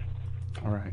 Huge importance. I've felt for decades since Cold War ended, I have felt like a voice in the prophecy genre crying out in the wilderness about this danger that the people are under this illusion now that since the Cold War is over, that we are not under imminent threat of nuclear holocaust from either mistake or an intent. What people don't understand is that we have 10 times more destructive force around, poised and ready to be re-engaged on targets than we had during the Cuban Missile Crisis, which everybody agrees in popular culture was the closest time we came to a nuclear holocaust. We have a whole lot more nuclear holocaust capability still ready now. Just take a few hours or a few days to switch the arsenals of America and Russia pointed at each other. So this idea that the Cold War is something in the distant past is the very thing that plays into that common collective vision of prophets that say, with open eyes, they will march into the third and final conflagration. Mm-hmm. So we can fear about our future economy and whether we have health care. That's definitely a danger and a challenge for us to surmount. But if thermonuclear war came in 2012, those would be irrelevant points. So it's very, very, very, very good that Obama has moved forward. He even had those few senators, retired people like Henry Kissinger, Sam Nunn, his own national security advisor, come together in the White House and make an open public pledge to the world that he is dedicated to nuclear disarmament and is well aware of this danger. That didn't get a lot of press, but that was, for a prophecy scholar like myself, I felt it gave the world a new lease on life. Right. Yeah. So that's good. The other thing that's developing good is that there is actually a lot of, this is a good year for Iraq. I'm hopeful that all the mistakes and tragedies that I foresaw actually 2 years before they happened and documented and said on radio shows like Coast to Coast, if Bush was made president after this dispute in Florida, that in 2 years' time he would have America dragged into the heartland of the Middle East, most likely fighting a war with Saddam Hussein and occupying Iraq and getting itself stuck in a quagmire, a Vietnam in the desert. Unfortunately, that all happened. Yep. But the good news is that I have some hope that actually something not wonderful, but something sustainable is going to be possible in Iraq. But the thing that I've got to say now that is against that happening is the same thing that I've been writing about since the early 1990s and published in Millennium Book of Prophecy. I've been writing about climate-related warfare, called nuclear bush wars, I call them. And I've been writing about that since the early 90s, and I published it in 94 in Millennium Book of Prophecy. And then, it's 12 some years or so later that the Pentagon officially says that they're now creating plans to deal with climate-related crises that requires military response. Yeah, something that I've been saying for a long time. I'm glad they're kind of picking up on it. The thing that is highly important to understand is how things are related. Climate change is desiccating the vegetation in the Middle East, which is climatologically marginal. It's a place that has one of the higher birth rates in the world that still hasn't been curtailed. So there's more mouths to feed, more people who want dreams of a good life, living in a land that's becoming a desert. In July, Iraq, for 3 days, Baghdad was shut down because a sandstorm that was bigger than anyone had in living memory seen in the region blew across the entire country of Iraq and a third of Iran. And Tehran was closed for 2 days in a public holiday because of the air quality was so bad from the sand. The part of what's causing this is something I wrote about as a theory prophetically as far back as the early 90s, saying that Armageddon will be triggered not by antichrists or by religious differences, but by water issues in the Middle East. And that the way that right at that time, Turkey was beginning to build dams on the headwaters of the Tigris and the Euphrates. Since that time, they have not built one, but a whole system of dams. And now Iran, which is also, because of its population and the climate changing, needing water, is also building dams on the tributaries of the Tigris and Euphrates that are headwaters in their territory. And what that's doing is creating major water shortages downstream in Syria and Iraq. and it's what's causing the desiccation of vegetation, which is causing the huge sandstorms. And it's interesting to note that in the Book of Revelation, there's a statement about when the 200 million horses come across in this kind of metaphorical invasion that goes towards the area of Armageddon to fight the final battle, that you will know when this is near when the Euphrates dries up. All right. So back in the early 90s, I was saying this then is whether it's pure metaphor or to be taken literally, the message the prophets are essentially giving is, look out for a time when the Euphrates is drying up, from water, the problems, from the headwaters being dammed. That's when we're entering a period. Now, maybe the prophets saw it in their own intent and their own filter. Certainly, all prophets have their own bias and projection they put on what they're trying to describe. And I've often been somebody who has said that the prophets receive riddles, and they then give the message to the people. It is the message that they give is to be solved by the people in the future that are living in those times.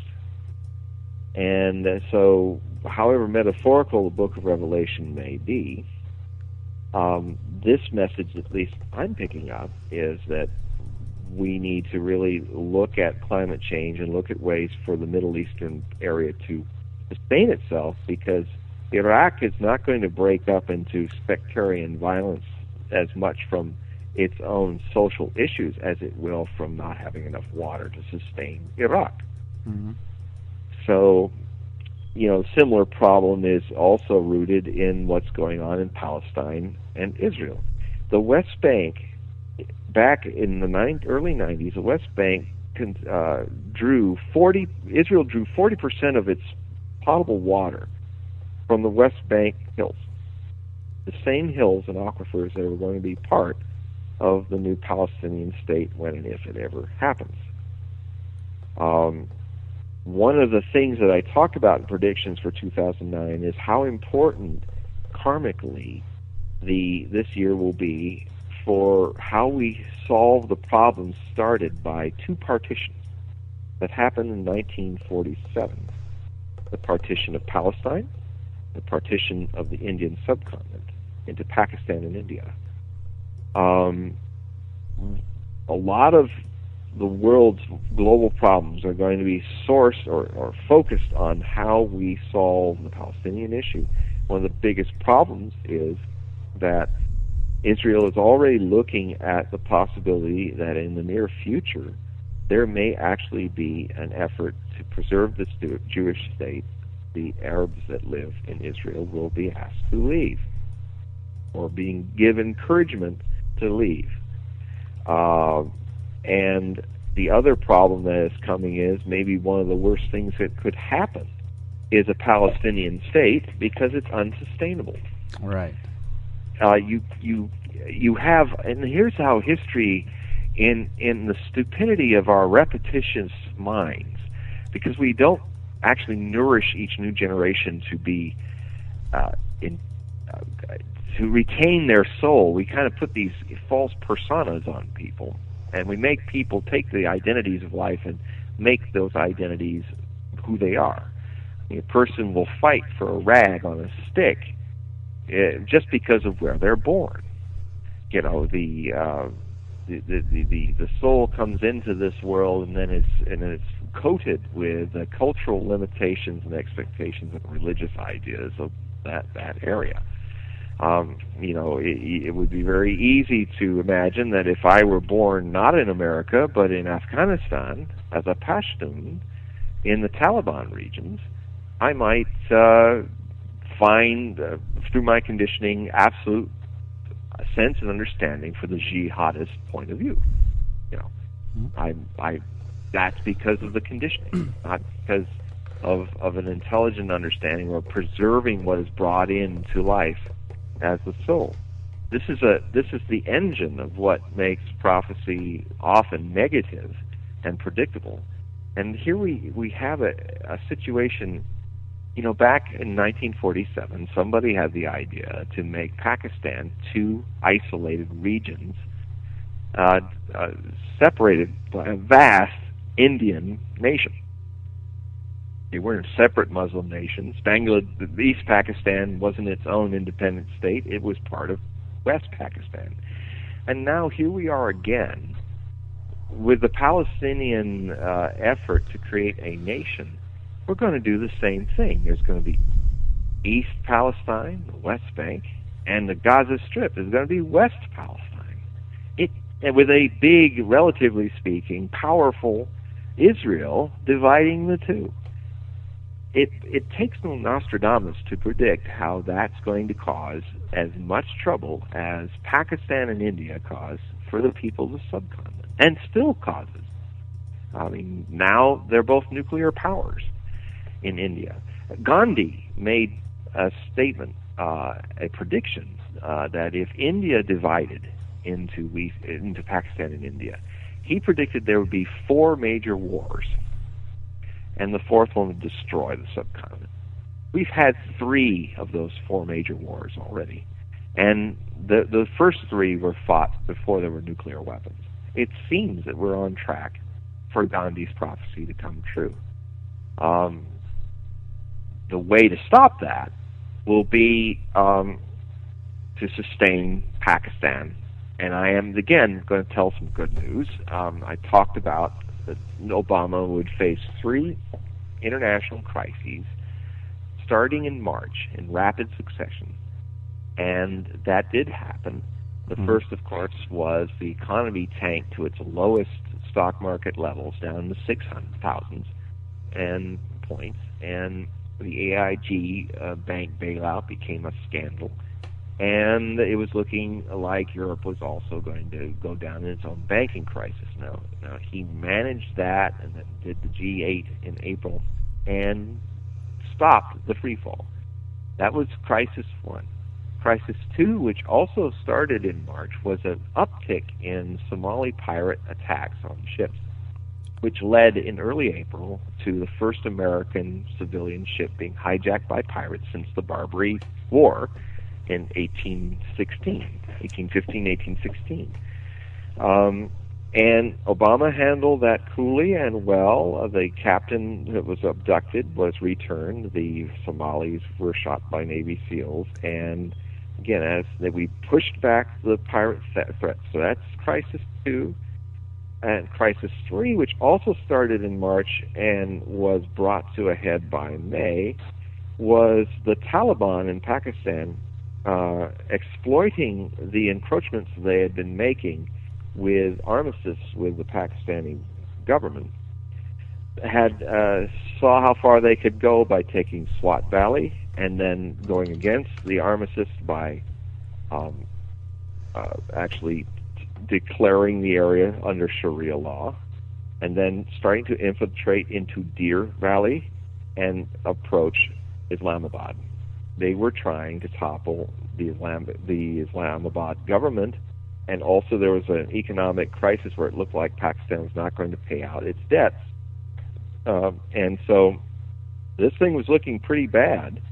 And the Obama administration, through the efforts of Holbrooke, who is the regional ambassador there, and Hillary Clinton and Obama, managed at last to do something that the Bush administration couldn't do for 8 years, and that is convince the Pakistani powers that be, which are the army, to see that the immediate danger was the Taliban that they had created to cause friction in Kashmir and India.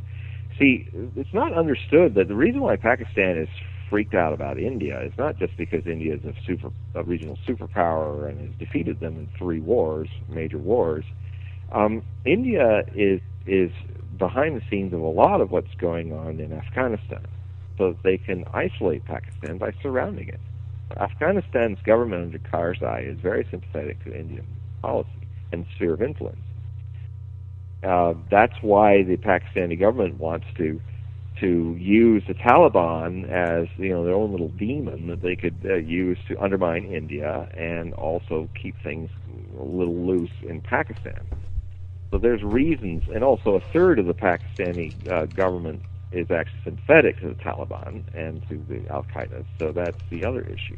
Well, what's really not given credit to Obama is that in this third crisis, he got the Pakistani army to see the point that they needed to push on the Taliban, and they did. And the Taliban have been routed out of Swat Valley and been pushed back into the mountains.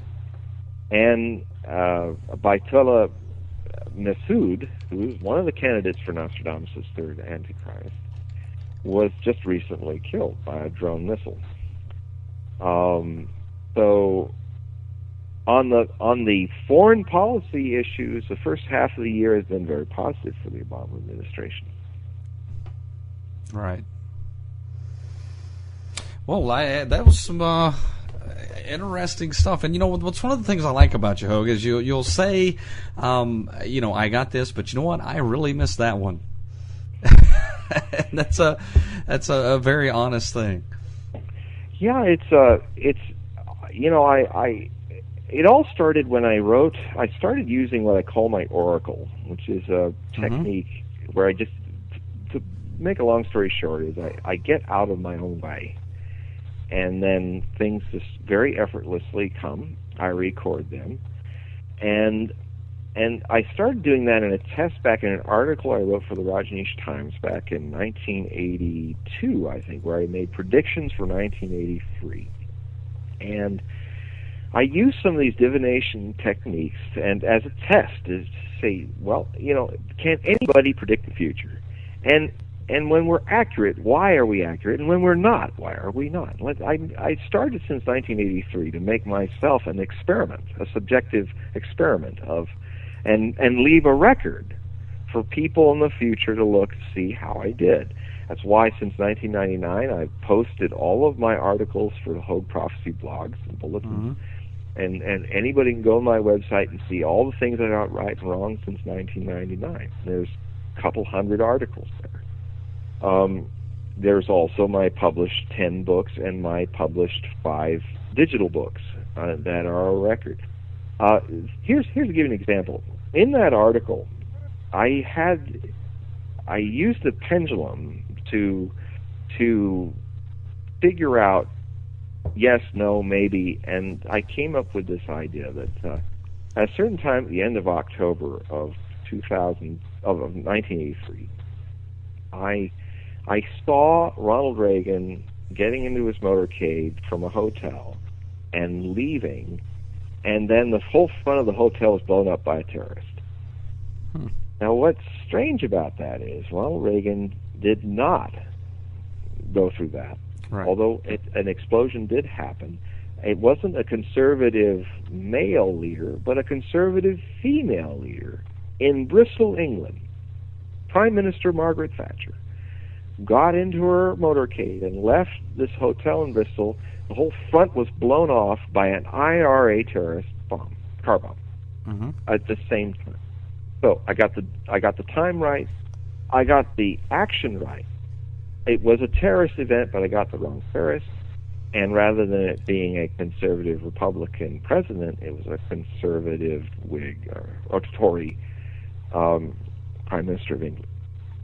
So that's kind of interesting. The other ones that were out of the... There was one thing that I got that I thought, oh, this is really over the top. I mean, it's just coming in, and I don't think I'll even put it in the article, but I did. And that is, I saw a man try to climb over the wrought iron area of White House and try to get into the Oval Office he was unemployed, and he was going to try to take the president hostage. And they even said in the article, this is pretty out there. I don't know. And then I was shocked to find out that about 6 months later, an unemployed electrician had actually climbed over the wrought iron and was on his way, was shot and wounded by the guards of the White House. And later, when he recovered, he said, I was intending to take Ronald Reagan in the Oval Office hostage so I could get a job or something like that. And I go, wow, that's just scary, So it's kind of creepy when it happens. And often, actually, when I am not one that's very happy about getting a lot of this right when it's negative. Right. I'm very happy and grateful that the good stuff happens, but it's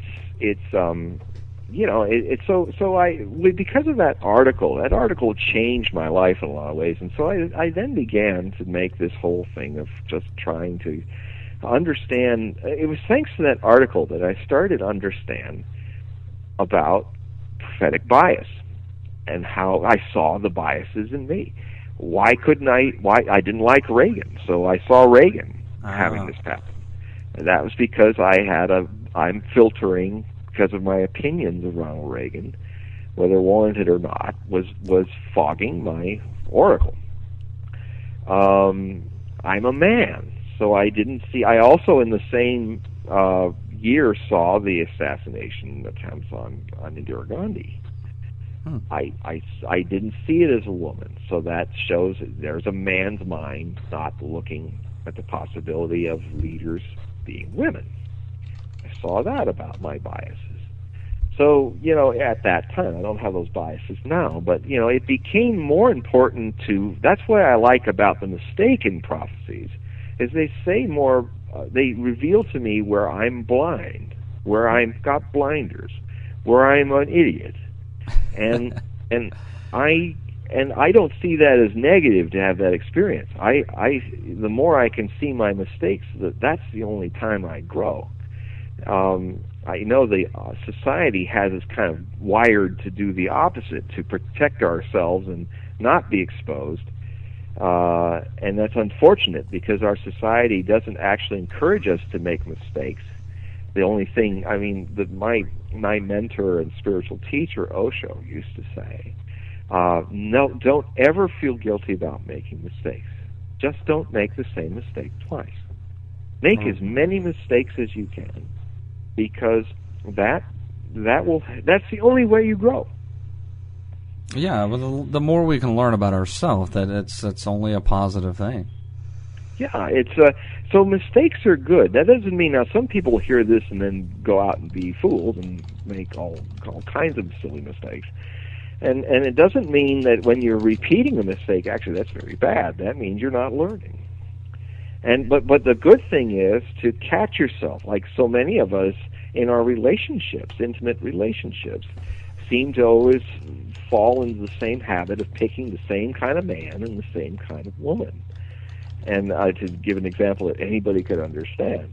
Now, the reason why that's happening is not because of the man or the woman you're picking. It's because there's something you're doing that's following a program that you're not aware of that's running your life.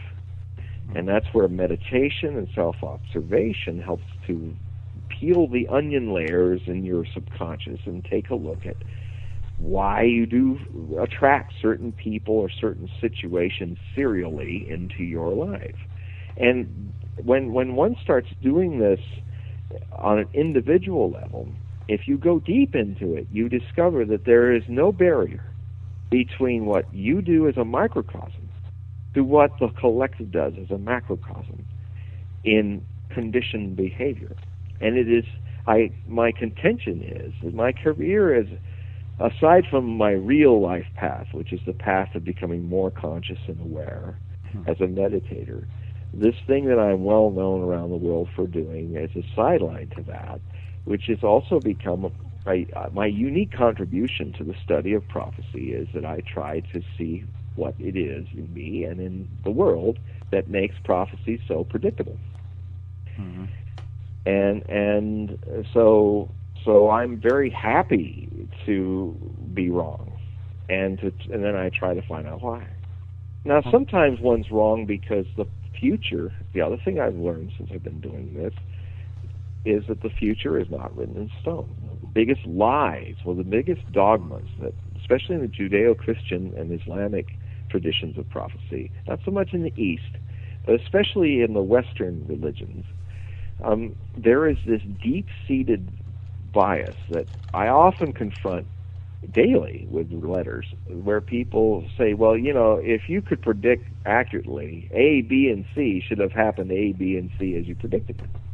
Right. And that's that's a wonderful idea, except that's, in my experience, not true. That's not how it works. There are many futures that we engage. And certainly, it's like, if you smoke cigarettes and don't change, you will, and I predict that in 40 years you die of lung cancer, and then you do it. Am I a great prophet, or are you not seeing how you can change your future? Right. And if you stop smoking, and you don't die of cancer 40 years later and make my prophecy wrong, that doesn't mean that I was a bad prophet. That means that it could, but it couldn't. I mean, the thing that's kind of ironic is the greatest prophet, in my estimation, is the one everybody heeded but got everything wrong. That was negative. Right. Yeah. And Nostradamus is one of the worst prophets in history because most of his stuff is seen in hindsight. Even though there's a significant number of people throughout the centuries that have actually anticipated things using Nostradamus, I'm one of them. Stuart Robb and Le Mesurier Sr. and others, and I go in my books and document how a lot of people, Andre Lamont, for instance, anticipated a lot of things would happen by looking at the verses in Nostradamus. But people are almost hardwired through their conditioning by their societies not to look at forecasts, but look at hindsight, which in prophecy is like it's sterile. It doesn't. To look back, the only good that comes of it is that you go, wow, next time I want to anticipate something from Nostradamus so that it doesn't happen. But what most people do is they either go back and go, look, wow, what a great prophet Nostradamus was. He got all these things. And then the skeptics like to come in, or the cynics like to come in and say, well, you can never predict anything. It's always hindsight, and you can make whatever you like about it, and it's useless because it already happened. I mean, Penn and Teller made this statement on Nostradamus 500 years later that where they said, has any of these prophecy scholars ever, if any of them had the virtue to have anticipated 9/11 and stopped that from happening, that's what I challenge any of these prophet scholars to have done that, and none of them have done it. Now, all that says about Penn is that he's about as lazy a researcher as you get, because a number of us did a show on national TV called Predictions of the Millennium that was broadcast on Fox Network that showed a hypothetical second attack on the Twin Towers, taking the towers down, if we didn't take terrorism seriously. And that was in 1996. And in 1997, I produced a book, and you can go on Hogue Prophecy blogs, or you can read Nostradamus and the Antichrist, Codename Mobbus, where I line out every documented statement that I said in 97 that basically said it's the window for this next terrorist attack in New York is 1999, but no later than 2001. That's going to happen. Now, I'm not trying to blow my horn here, but what I'm trying to say, because I failed, Right. wasn't heeded. I'm a failure. I'll say it right out. And the people like me who saw this coming, like Zolar and others, we failed. But the perception that people like Penn and Teller make a living nourishing in us is wrong, in that the warnings have happened. They have been documented. And people are programmed to listen to the Penn and Tellers of the world to tell you the sweeping bromide that it's all hindsight and doesn't work. Because it's more comforting or to deal with that than to realize that we all have the power of foresight to see where we're going, and we're also responsible for our future. The thing that made the dogma of the future being written in stone so comforting for people is that they didn't have to do anything about it. Right. Just live their little lives, and if they knew that they actually had a freedom to create the future at all times, and it only appears predictable, because they don't take that freedom. Their societies don't condition them or make them aware they have this responsibility. They just go on hoping for the best, digging a hole to survive in, and waiting for the doo-doo to hit the fan, and then they just assume they're going to be some of those survivors walk staggering out to make the new world in the golden age. But it's not like that at all. And I contend back as far back as the Millennium Book of Prophecy that we're actually deep down more terrified of having to face a golden age that we have to create than we are about seeing the world end the way it's been programmed into us by the Book of Revelation and apocalyptic literature. That's the horror we are familiar with and we don't take responsibility for. But that's not how it's going to be. Yeah, and I definitely agree. I mean, so many people are like, what's going to happen was going to happen. We couldn't do anything about it, and it's like they want to give up on being able to, like I say, control your future. And so, from what I'm understanding, it's kind of saying that predictions and prophecies don't necessarily have to come true if we pay attention to them. Yes, they are indicators. Right. One of the mistakes that people who soothsay and forecast make, and all have done it. I've done it. Everybody does it in one time or another.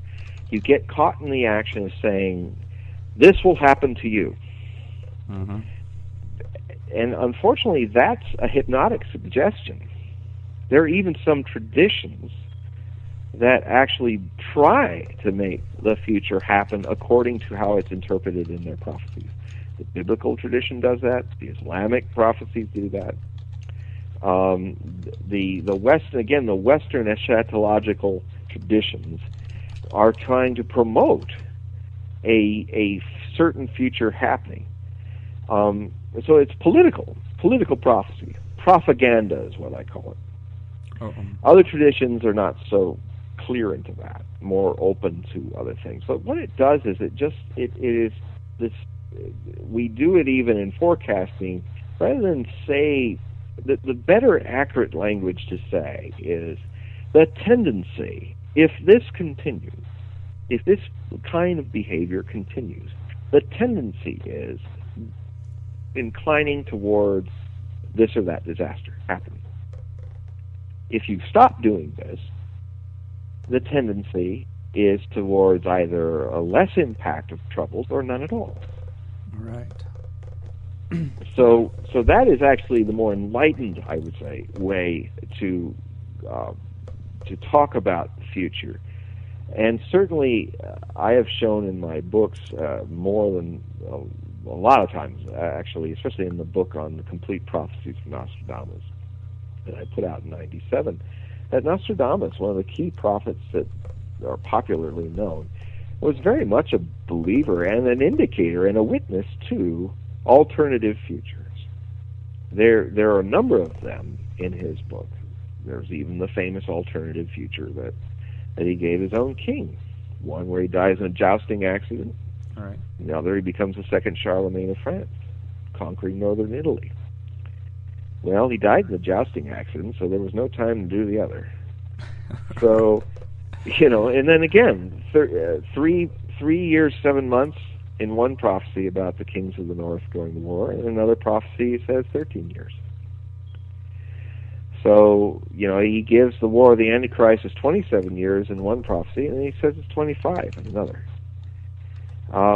I don't think he's being erratic in this case, even though Nostradamus is famous for being rather all over the place. And if there's a linguistic algorithm to Nostradamus, that's what I try to apply in his work, because he is not an organized mind. He's a dyslexic, chaotic, stream of consciousness thinking kind of guy. And I think the prophecies visions he saw, is trying in his own language to describe a continuum where they're all happening at once. And how we incline in our decisions brings them from potential into reality. Well, I tell you what, John, and I think this happens every time you're on. We went over. That was really verbose this time. I just kept talking and talking. But you know, it's one of the reasons I love having you on. To be honest, you know, you have a lot of insight, and like I say, you're not afraid to say that you're wrong, and also point out, well, you know, I did hit this, but I was way off on this, and you know, it's interesting to get into some of you know, the maybe analyzing a little bit of prophecies and predictions like we were doing there for a minute, and it's great stuff. But I do want you to give your website, of course, and where they can pick up the books you do have out there as well. Well, HogueProphecy.com is Hogue is spelled like rogue with an H, or Vogue with an H, HOGUE, PROPHECY.com. And right now, if you can bookmark my blog page, which is HogueProphecy.com/predictions. Soon, both the blog page and the home page in this major upgrade the system is going through should by early September, be both amalgamated together in a very new look for the website. On the website, I sell my printed books as well as my electronic books that you can directly download once you purchase them through PayPal and other ways. And the one that we've been talking about a lot today still has a whole lot of flint left in it, and that's the predictions for 2009. Yes. A lot of the predictions that I have in the book are really related to the final months of this year. The other book that is, I think, very pertinent to the times is Nostradamus and the Antichrist, codenamed Mobus, which looks at the third Antichrist prophecies of Nostradamus. It's the conclusions I've drawn from being a detective on the trail of the Antichrist for 25 years. And so I highly recommend a look at that as an overview of all the possibilities. And also a very new, at the end, a new look at what fundamentally is Antichrist in our lives. All right. Well, John, again, it was a pleasure having you on. HogueProphecy.com. Hopefully, everyone check it out. And you know, we always enjoy having you on. So it's always great. Well, I enjoy being on, Jeremiah. Thanks for having me. You are more than welcome. Well, everybody, we're going to cut on out of here. Do remember that if you have a story you want to share with us about the Encounters with the Unknown, please send it to at encounters@mysteriesmagazine.com. If you have pictures or sketches, please add that to it. So, well, we are out of here. So thanks to everybody for joining us tonight. This has been Shadows in the Dark, where the darkness is illuminated. Good night, everyone. Shadows in the dark.